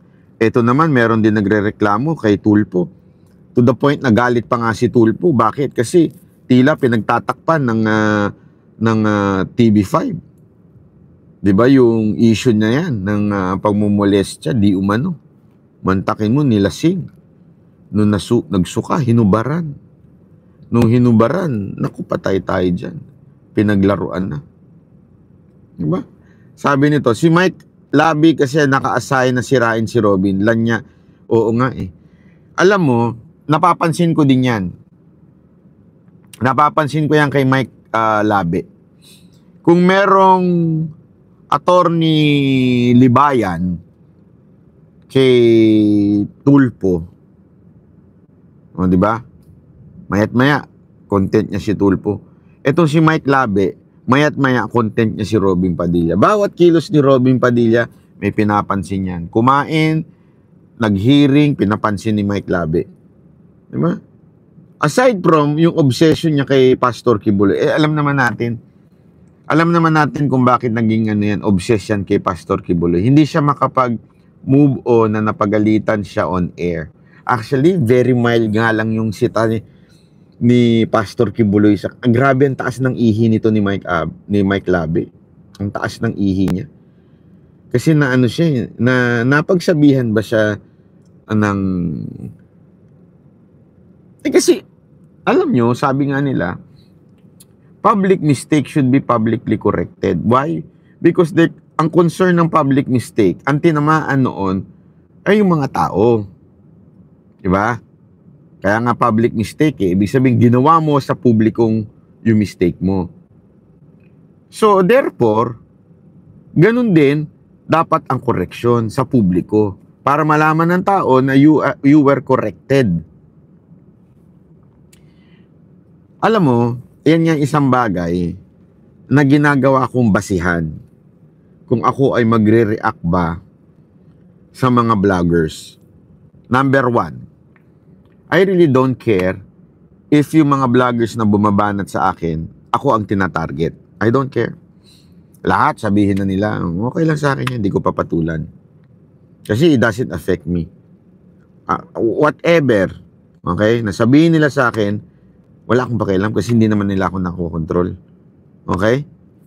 Pero, pangalawa kong tinitingnan, kung naaapektuhan na yung mga taong nanunood at naniniwala sa kasinungalingan nila, doon ako magre-react. Diba? Magre-react na ako kung ang tinatamaan na yan publiko. Halimbawa, may nakita ako isang vlogger, ini-scam na OFW. Diyan, nagsasalita na ako. Kasi tinatamaan mo na yung OFW eh. Niloloko mo na yung mga viewers mo. Pero kung ako lang ang lolokohin mo, gagaguhin, wala akong problema. Go lang, sige lang, trip mo yun eh. Pero pag ako nakakita na ang ginagago mo, mga OFW, ang ginagago mo na yung mga kababayan natin, kahit pa kaalyado ka, tangina, yayariin kita. Ini-scam mo kababayan natin. Ini-scam mo yung mga OFW na I was once kasama dyan sa grupo na yan, OFW. Tapos lolokohin mo, peperahan mo, magmamakaawa ka, ite-text mo. Di ba? Joshua, maraming salamat. Thank you very much, Joshua. Buti naman lumiwaliwanag. Di ba? Ginagawang pangkabuhayan ng mga OFW. Yun. At pangatlo, pag nagpapakalat ka na ng kasinungalingan sa ibang mga politiko na double standard na palpak na yung banat mo, doon sisitahin na kita. Kasi double standard ka, napapahiya tuloy yung mga lehitimong bumabanat doon sa kandidato na yun. O doon sa opisyal na yun. Kasi ang banat mo sablay. Diba? So, iisipin tuloy nung iba na naninira lang tayong mga Duterte supporter. So, i-call out kita. Para malaman ng iba na hindi lahat ng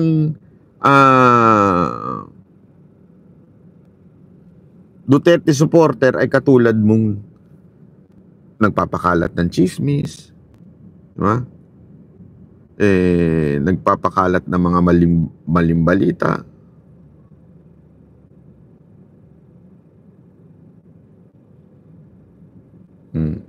Sabi tuloy nito, you are such a very busy person. Kasi banat ba, kaya ini-ignore mo na lang sila. Kumbaga, yung i-react mo sa kanila, itutulog o ira-ride mo na lang. Oo, tama. Alam mo naman tayo. Ano tayo, very, very, sabi ko nga, precious ang buhay. Kung pag-aaksaya mo lahat ng issue, sabi nga, choose your battle. Huwag kang, hindi lahat importante. Pero kare, katulad nung kay Mike Abe, mali yung punan niya kay Robin Padilla tungkol doon sa pagkain. Butangin na, i-call out kita. Bakit? Lahat naman na senador kumakain, buti nga umatin dyan eh. Di ba? Buti umatin dyan.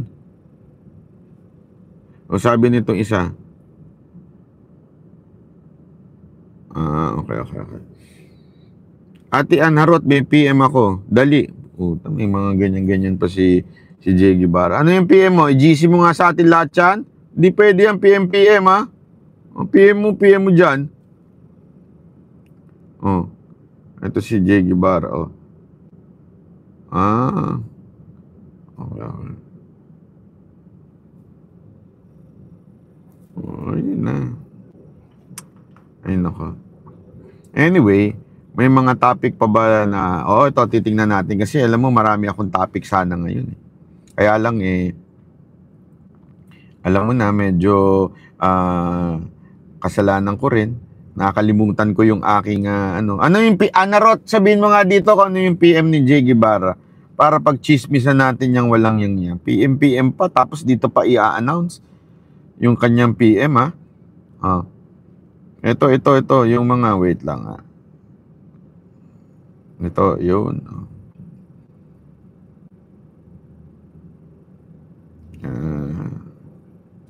Iba pala. Sorry. Ayun. So, yan po mga bali-balita ngayon. Titingnan po natin ang mga bali-balita ngayon sa lipunan, kung anong nangyayari. Ito. Ayan. Meron kasi akong gustong pag-usapan, kaya lang nasa news kasi.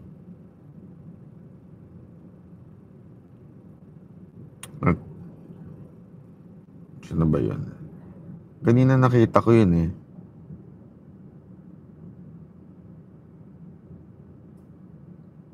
Ito. Isang opisyal ng National Bureau of Investigation Davao Region na tumanggap siya ng suhol mula sa Kingdom of Jesus Christ pastor na si Apollo Kibuloy. Lumutang yan sa gitna ng pagtugis sa puganteng pastor. Nasa frontline ng balitang yan si Mon Gualdes. Humarap kanina sa media si National Bureau of Investigation Davao Region Director Arcelito Albao. Dito, mariin niyang itinanggi ang paratang ni dating Kingdom of Jesus Christ member Arlene Stone na tumatanggap siya ng suhol galing kay Pastor Apollo Kibuloy. Lumutang ang paratang dahil naging payapa raw ang paghahain ng warrant of arrest ng NBI laban kay Kibuloy noong Biyernes.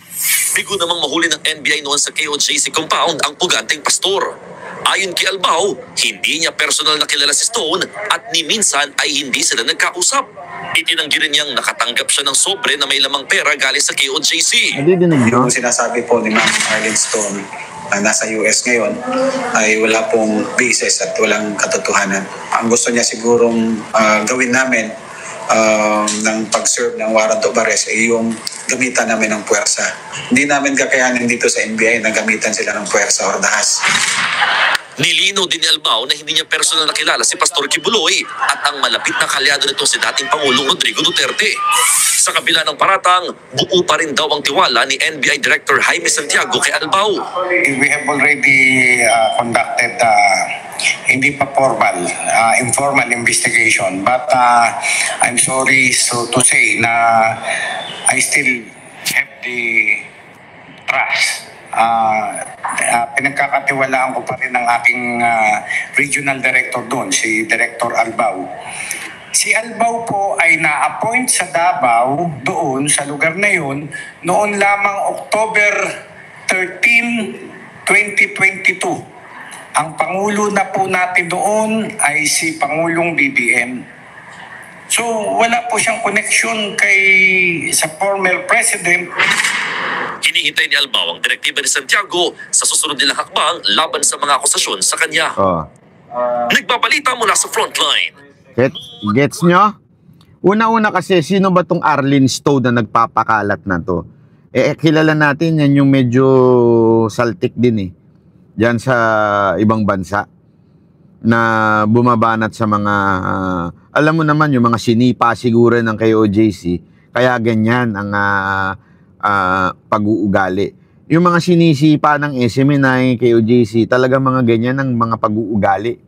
Di ba? O, katulad, halimbawa, si Mike Labe, tingnan niyo yung pag-uugali. Pero ito, magtataka ka. Ito na, dito ako nagtaka. Hindi ako nagtaka dyan Kasi alam ko matuwid ng NBI dyan Maayos yung ginagawa nila. Dito ako nagtaka. Yung nagkaroon ng warrant o search warrant o pagsuserve ng warrant sa KOJC na ginawa ng NBI, it was peaceful, it was okay, great, maayos, pero hindi nila binalita. Nagigets nyo? Hindi binalita ng TV5 or any other network yung pag-raid ng hindi raid, sorry, mali yung term. Pag-serve ng warrant, hindi binalita ng mainstream media. Pero nung nagka-issue na doon sa raid, biglang binalita nila. Isipin nyo na mabuti yun, Yung mismong raid, hindi nila binalita na napapayapa. Nandun sila, May dala-dala sila mikropono. Nandun sila. Hindi nila sinabi na mapayapa ang nangyaring pagsuserve ng warrant kay Kibuloy sa KOJC. Kasi alam nila mapapaya yung PNP. Hindi nila nilabas yun. Wala silang nilabas na ganun.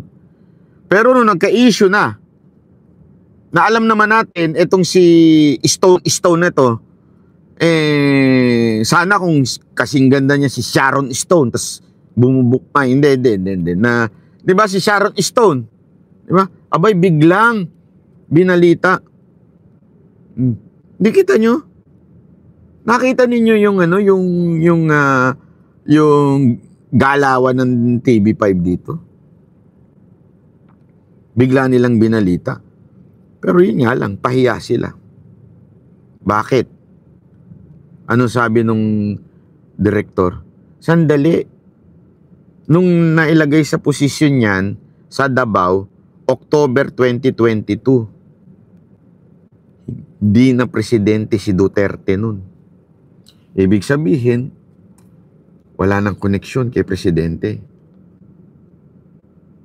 Duterte. Ang presidente na nun si Marcos. At lalong wala na silang koneksyon sa KOJC. Kasi tanda ko, mainit ng ang SMNI nun, nung time na yun. Di ba? So, imposible magkaroon. Ano to sinasabi nitong si Stone? Ewan ko. Alam mo naman, mahilig mag-imbento yun. Alam ko, ito rin yung nag-akuse. Sabi tuloy nito, NBI Director, baka ikaw na isusunod, be careful. Oo nga, baka siya na ang siraan. Baka siya na tanggalin sa Di ba? Tapos, ang kinukomplain ni Angel Stone, Angel ba pangalan niya? Tama, Stone, is, bakit daw mapayapa yung pag-serve ng gago ka ba? Ano ba gusto mo? Sabi tuloy nito isa, hindi kaya nag-i-stone na yan? Posible. Baka may bato na yung utak niyan. Hindi. Ang niya kasi gusto niya, marahas ang pagsisilbi ng warrant. Hindi naman pumapalagang KOJC. Tandaan ninyo, kung tama ang gagawin ng PNP, ng NBI, ng pagsuserve ng warrant, hindi papalagang KOJC. Basta maayos. They would coordinate. Kasi ganun ang pag-serve ng warrant, iba ang search warrant sa warrant of arrest. Ang pag-serve ng warrant ng isang tao, yung arrest warrant, kailangan sinasabi mo dun sa property. Alam mo ba, eto na nga lang itanong nyo sa lahat ng pulis, tangina bobo na lang sasagot nito na hindi totoo to. Kahit sinong pulis, bawal pumasok ng private subdivision nang hindi nagpapaalam sa homeowners association. Hindi basta-basta pwedeng mag-serve ng warrant ang pulis o NBI nang hindi nagsasabi sa homeowners association o doon sa administration noong subdivision. Kailangan talaga dadaan ka doon, sasabihin mo, meron kaming warrant, magsuserve kami ng warrant. Ipapaalam mo talaga yun, ipapakita mo. Ngayon, pagpakita mo ngayon, dadaling ka ngayon sa office ng admin, tapos sasamahan ngayon ng admin yung pulis na magsuserve ng warrant, sasamahan doon sa bahay. Ganun ang pag-serve ng warrant sa mga private subdivision. Hindi pwede yung marahas na sinasabi nitong gagong stone na to. Kaya tama yung ginawa ng NBI. Dapat ganun. Ang QJC naman, kung susundin naman ng PNP yung protocol o yung tamang way of serving the warrant, they will allow it. I don't think papalag sila. You know why? Doon magkakaroon na ng obstruction of justice pag pumalag ka. Pero sure ako, kung valid yung warrant, kasi ang nirereklamo ng KOJC, hindi valid yung warrant Ngayon, kung valid yung warrant, papayagan kang pumasok. No question about it. Pasok. Mga suke. Pasok mga suke. Pasok lang. Basta valid yung warrant at ipinaalam. Kaya alam mo, yung mga Ensimada vlogger, napakatanga. Kaya talaga alam niyo, sabi ko nga sa inyo kanina na hindi ko pala naituloy yung kwento. Di ba yung sinasabi ko sa inyo? Marami nang lumapit sa akin sa kampo ng mga tanso. Alam niyo naman siguro, pagdating sa YouTube, napakataas ng natin. Compare mo sa mga iba na ikinukumpara nila. Hindi naman sa, sabi ko, with all humility, napakataas ng, natin, ng ating views. Yung mga nanonood sa atin, mga opisyal ng gobyerno. Kaya ilang beses na po akong inattempt lapitan ng kabilang kampo na magsakabilang bakod. That's why I know deep in my heart na bayaran talaga yung mga vlogger nila. Kasi tandaan nyo, yung mga vlogger nila dating mga Duterte yan. Sige nga, magpangalan ka nga sa akin ng hindi dating Duterte na vlogger. Magpangalan po kayo, yung mga tanso ngayon. Di ba lahat siyang pumupuri kay Duterte nun? Bakit sila naglipatan?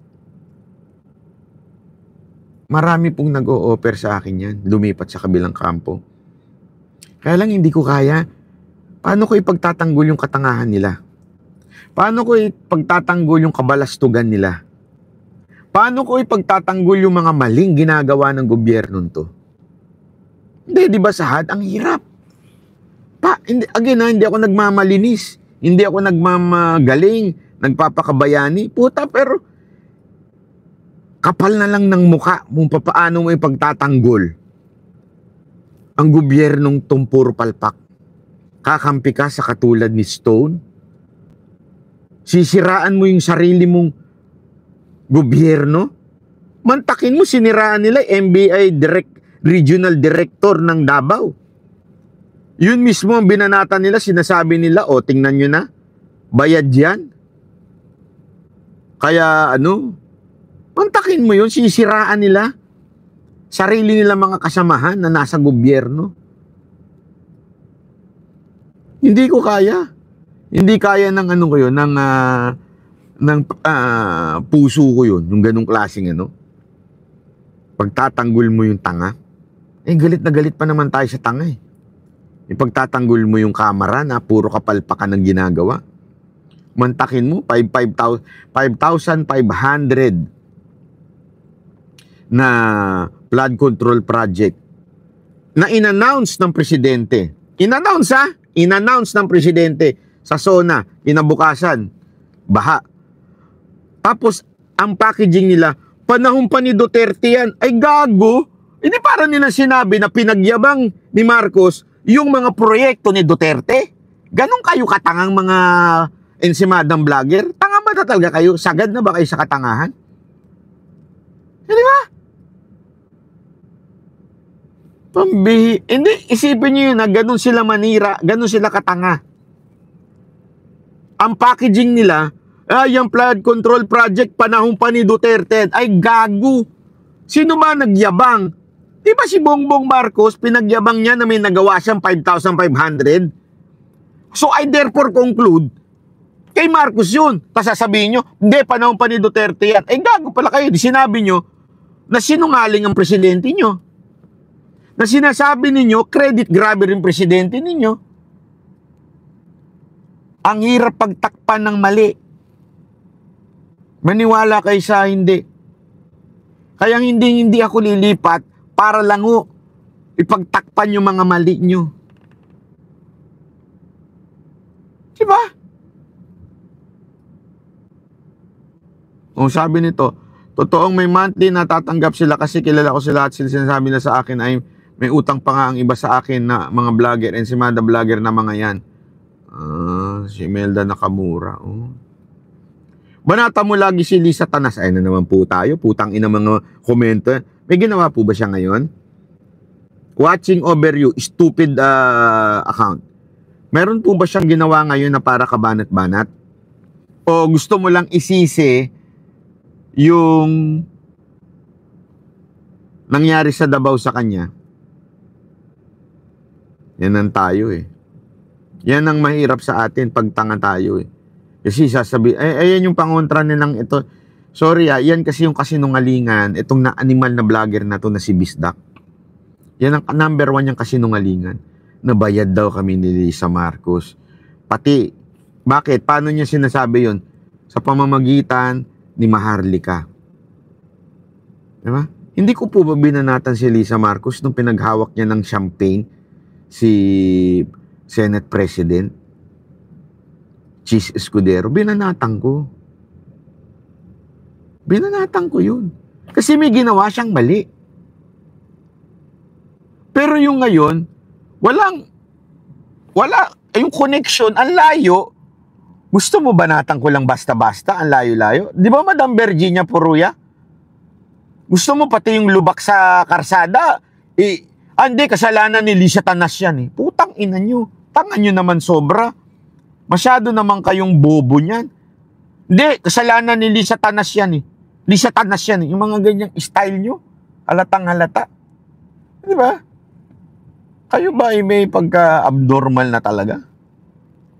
Sa bagay, yung mga vlogger na pinaniniwalaan nyo, mukhang mga abnormal. Magsalita pala, abnormal. Di ba, tumatawang mag-isa. Ano bang tawag dyan? Tama, mali. Yan ang hirap sa inyo. Di ba, Madam Virginia? Ano, Madam Virginia? Lungkot-lungkot ng buhay natin ngayon. So, let's make sound argument na lang. Can you name who attempted to bribe you para sumakabilang bakod? Gago ka pala eh. Use your fucking brain. Hindi ko pa pwedeng pangalanan yun kasi wala naman akong pwedeng ipakitang ebidensya sa inyo. Siyempre, kakausapin lang ako nun. Ano mangyayari sa akin? Libelous. Are you fucking stupid? Are you? Are you? Hindi, ako nagtatanong lang. Hindi malalibel ako pag pinangalanan ko yun.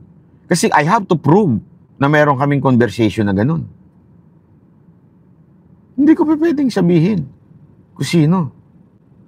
Pat ako, I'm sure. Pero kung ayaw niyong maniwala, problema nyo na yun. Hindi problema nyo na yun. Hindi ko na problema yun. Hindi naman pwedeng basta lang ako pangalan ng pangalan dito. Tarantado pala kayo eh. Kasi porket yung mga hinahangaan ninyong vlogger nasa ibang bansa kaya hindi mademanda. Kaya lang, Tayo, matapang tayo. Dito tayo. Epekto yan ng gamot. Hindi, epekto yan. Mga bangag din yan, sigurado. Marami talagang bangag din na nanonood dito. Hindi kasi nila kaya. Alam mo, pasensya na kayo ha. Hindi ako kukuha ng mga kasamahang bobo. Isa ang sigurado ko, ang kukunin ko mga kasamahan sa Banateros, matindi ang kanilang common sense. Mataas ang kanilang IQ. Maaaring hindi sila magaling in terms of terminologies. Kahit naman po ako, hindi ako magaling sa terminologies. Hindi man sila magaling sa mga ginagamit na jargon.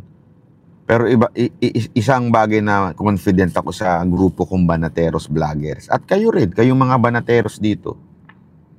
Kayong mga membrong Banateros dito. Ang sure ako, may common sense kayo at may IQ kayo. Mataas ang inyong utak. Street smart, sabi nga ni Garsky. Di ba? Kaya hindi nyo kami mapupulpul. Puta yung sinusundan ninyo. Ewan ko kung may utak eh. Grabe ang pag pinanood mo talaga. Ang ina. Kasamahan ko ba to? Pareho ba kami ng ganito? Bakit ganito katanga to? Di ba makapaganon ka eh. Black Mamba, di ba ikaw sinong mga pinanggalingan mo, Black Mamba? Oh. Di ba? Hindi ko nga maintindihan eh. Hindi ako, challenge ko sa inyo. Oh. Challenge ko sa inyo mga kababayan. Manood kayo doon. Pusta ko sa inyo, magbabad kayo ng mga isang buwan doon. Yung utak nyo, sasadsad sa Oh, Monina Saito, maraming salamat po. Thank you very much. Salamat. Oh. Di ba? Pero manood kayo dito sa Banateros. Yung talas ng utak ninyo, lalalim. Oh, walang biro. Lalalim ang utak ninyo. Hindi ako namimili. Never ako mamimili ng hindi matalas ang utak, hindi magaling. Kasi tangina, pag bobo, putangina, pagtatawanan namin. Di ba? Minsan nga, pagka may mali-mali sa amin, kahit kami, nagbabanatang kami. Oh, walang biro. Pagka meron sa aming slow motion, oh, kailangan matakaw? Hindi, kahit kami po, pag merong sa amin slow motion, pag meron sa aming selero ng utak, ay putya, kawawa. As in, namin, inaasar-asar namin pag mahina ang utak, yung hindi makakuha ng logic, yayariin namin. Di na boss, wala pang 1 minuto sa ibang vlogger, nabibuisit na ako, wala ang kasing katuturan. Hindi ko nga alam bakit may mga tanga nanunood doon eh. Makikinig mo doon, puro nyor. Parang tanga lang, ano? Nyor. Pag wala na masabi, senyor. Nyor. Sabi nito, gusto kita sa vlogging kasi totoo ang mga binabanatan kapalpakan. Pag lang sana magmura, ay sorry naman. Hindi naman dati. Sorry, hindi kasi alam mo minsan na lang ako. Minsan di ko na napipigilan. Actually, aminado naman ako. Minsan yung bibig ko dumudumi na. Sorry naman. I'll try my best. Kasi minsan kailangan mo express yung sarili mo. Iyanabi, yung iba puro product placement. Sino? YouTube, may Z-link pa sa screen. Pera na lang. Ano yun? Hindi naman masama yun, madam. Ay, sir. Iyan. Hindi naman masama yun. Yung meron kang product placement. Okay lang yun. Sa akin para sa akin Hindi kasi, it's like a TV station wherein nagkakaroon ka ng advertisement mo. Okay lang naman yun. Ang pangit, yung pineperahan mo yung mga viewers mo.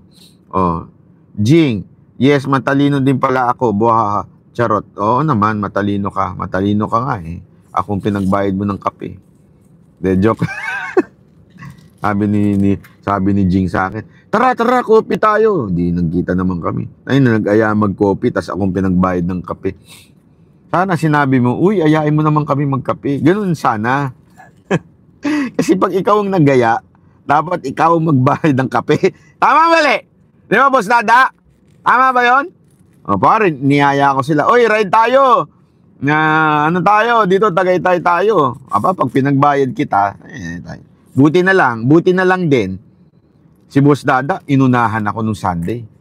Kasi daw nag-marathon, nag-Olympics nung Sabado sa kanya. Kaya tuloy, nung Sunday siya ang nagbayad sa Tagaytay. Ang taray. Pinasiklaban ako ni Boss Dada doon Virginia. Katulad yun si Virginia. Di ba? Nung inaya akong uminom yan, kahit milyonarya sa Japan yan, kahit mayaman yan sa Japan, nung inaya akong uminom at kumain, hindi ko pinagbayad dyan. Tama mali, Madam Virginia. Kasi ako yung nagaya eh. Yeah? Ako yung nagaya, so dapat ako yung magbayad. Unless sayain niya akong pumunta ng Japan. Uy, Madam Virginia, November, punta ako dyan Kaya lang, hindi ako sure kung sandali lang ako mga 3 araw Mga 3-4 na araw lang. Kasi may titingnan lang akong farm sa October. May titingnan lang akong farm dahil sisilipin ko. Naks, putang ina, may farm. May business tayo dyan, Brad. Alam mo naman tayo, pangano tayo. Nagdadala tayo ng Wagyu dito sa Pilipinas. Meron akong kaibigang Hapon na may negosyong farm, Wagyu.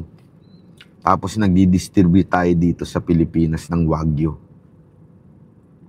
Tama, inihatid pa ako ni boss sa hotel. Oo, Madam Virginia, hanggang hotel lang Hindi ako pumasok sa kwarto mo. Linawin natin yan, Madam Virginia. Hindi kasi baka sabihin, totoo lang, pinapapasok ako ni Madam Virginia dun sa room niya. Kasi natid ko siya sa room dun sa hotel Sabi ko, hindi ma'am, wag na.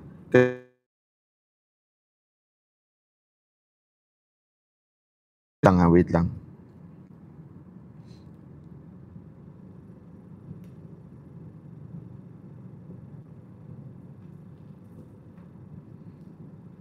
Wait lang Sandali. Tapos na ba kayo dyan? Paki-ano nga yung invite. Kailangan ko yung invite. Kamo yung video gumawa.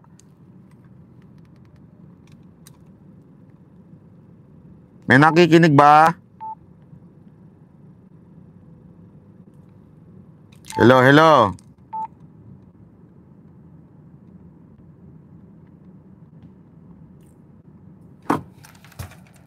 Paki-ano may lang nakikinig ata walang nakaradyo. Dex, sabihan nga sila.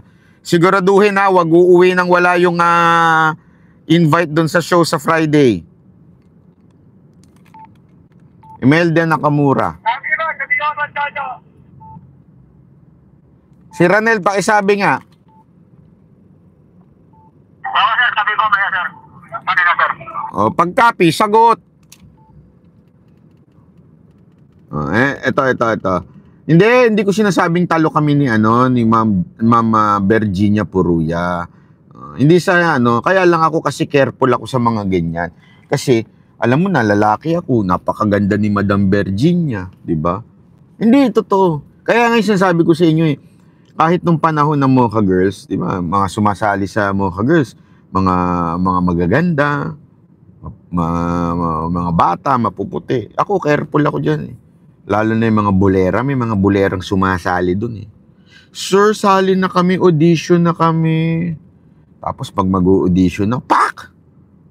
Hindi ako pumapayag na ako lang mag-isa dun sa audition. Kailangan may kasama akong membro. Walang biro. Kasi, sabi nga, walang biro to. It's a principle in the scripture. Diba? Do not lead us into temptation. Hindi sinabi ng Biblia na do not lead me into sin. Temptation pa lang, umiwas ka na. Kaya ganun yun Hindi dahil sa talo kami ni Madam Virginia. Hindi kami talo. Pero, siyempre, boss naman, ang tanda ko sa'yo, nahiya naman ako sa'yo. Hindi ganun yun. Wala sa tanda yan. I mean, kaya mga babae at lalaki, hindi dapat yan, lalo na yung, mga problema sa buhay. O sino ang best friend mo? Dapat ang best friend mo hindi opposite sex mo. Tandaan mo yun. Lesson sa buhay yan Kasi meron yan yung ang best friend ko yung lalaki. Bakit? Ang dahilan nila, hindi kasi talaga close ako sa lalaki. Gago. Huwag mo akong ganyan-ganyanin. May asawa ka, dapat dun ka close. may jowa ka, dapat dun ka sa close. Hindi yung kailangan ang best friend mo yung opposite sex, dun mo sasabihin ng lahat ng problema mo. Gunggong, kunwari ka pa. Huwag mo nga ako pinagluluko. Sanay na ako sa mga gayaan. Hindi kasi dati po akong dati ako nag-handle ng mga kabataan eh. So dapat, pag babae ang may problema, babae lang ang kaibigan niya. Pag lalaki may problema, lalaki lang din ang niya. Para hindi ka matitim. Diba? Tama, mali. O, halimbawa, yan si Madam Virginia. O, diba? Huwag iisali yung Bible, tumitira ka sa mga DDS vlogger. So, what the fuck? What the fuck? Kala mo, hindi kita papatulan, ha? Wala kang pakialam. Bakit? Sa'yo ba yun? Sa'yo ba yun? Para sabihin mo, wag akong umano? O, tumahimik ka. Ha? Ang problema sa akin, yung bibig ko lang. Pero may prinsipyo ako. Ikaw, wala. Kaya lumayas-layas ka dito, wala akong pakialam sa'yo. Narinig ko na yan, yung close sa lalaki, leche, yung ex ko, yun, ayun! Si Grail. Yan din nangyari sa akin eh. Yan din nangyari sa akin. Yung best friend ko, ang best friend niya. Nung iniwalayan na ako, hindi na best friend, boyfriend na lumabas. Nayari ako doon. Mahirap yung mga best friend.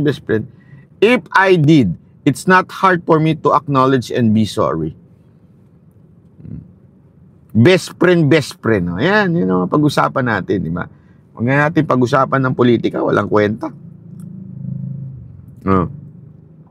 Childhood trauma mo, Banat ba? Hindi naman. Agree ako sa iyo, boss. Banat, samahan ka sa mga audition na iyon kasi di na control. Oo, mantakin mo, syempre, kalalaki kong tao. Kasi tandaan nyo, may power ka eh. Ang babae pa naman, pagka yung audition, gustong-gustong sumali sa Mocha Girls, may power ako. I can say anything. Ano pa kaya mong gawin? Patay tayo dyan. Kapanood ninyo ng couch yan eh. Di ba? Boss Dada, di ba? Nanonood kasi kayo ng mga couch. Alam niyo yung couch? Pag gumano na sa'yo eh. Kasi pagka sinabi mo yung bilang manager, oh, di ba? Susunod yan sa'yo kahit anong paggawa mo. Kaya hindi ko ginagawa yun. Pag ako nagpa-audition, kasama ko yung leader ng Mocha Girls lagi. So nung panahon ni Mocha, kasama ko si Mocha. Nung wala na si Mocha, yung mga leader ng Mocha Girls, yun ang kasama ko. Kasi ayoko ako ang mag-judge sa kanila. Bakit? Kunwari nakita ko. Kasi iba yung pananaw ko, iba rin yung magiging pananaw nila. Kasi magkaibang judgment ng lalaki sa babae. Alam nyo ba yun? Magkaibang judgment ng babae at saka lalaki. Kaya pansinin nyo, ang mga girl group na pinamumunuan ng, sorry sa word bakla, hindi masyadong nagtatagumpay. Alam nyo kung bakit? Hindi nila alam ang kiliti ng lalaki. Remember, a girl group market is guys. So dapat ang manager ng girl group lalaki. Pag ang manager ng girl group bakla, sino ang alam niya, sa kanino siya naaakit yung mga bakla? Kanino? Sa lalaki. So ang gagawin nila ngayon dito sa mga girl group, iba ang magiging nila, market nila. Di ba? Ako, alam ko yung market ko. Ako yun eh. Hindi sila naaakit sa babae. Ang naaakit sila sa lalaki. So, paano mo ngayon, kaya tuloy, pansinin ninyo Pansinin ninyo, marami dyan na mga girl group na mukhang mga bakla yung bihis ng mga girl group. Bakit? Bakla yung manager eh. Hindi nakakaakit yung bihis nila sa mga babae. Bakla kasi manager. Kaya ganun. Oh, anyway, hanggang dito na lang po muna tayo. Kita-kits ulit tayo sa susunod na kabanata ng ating live. Okay? Kita-kits tayo Salamat po.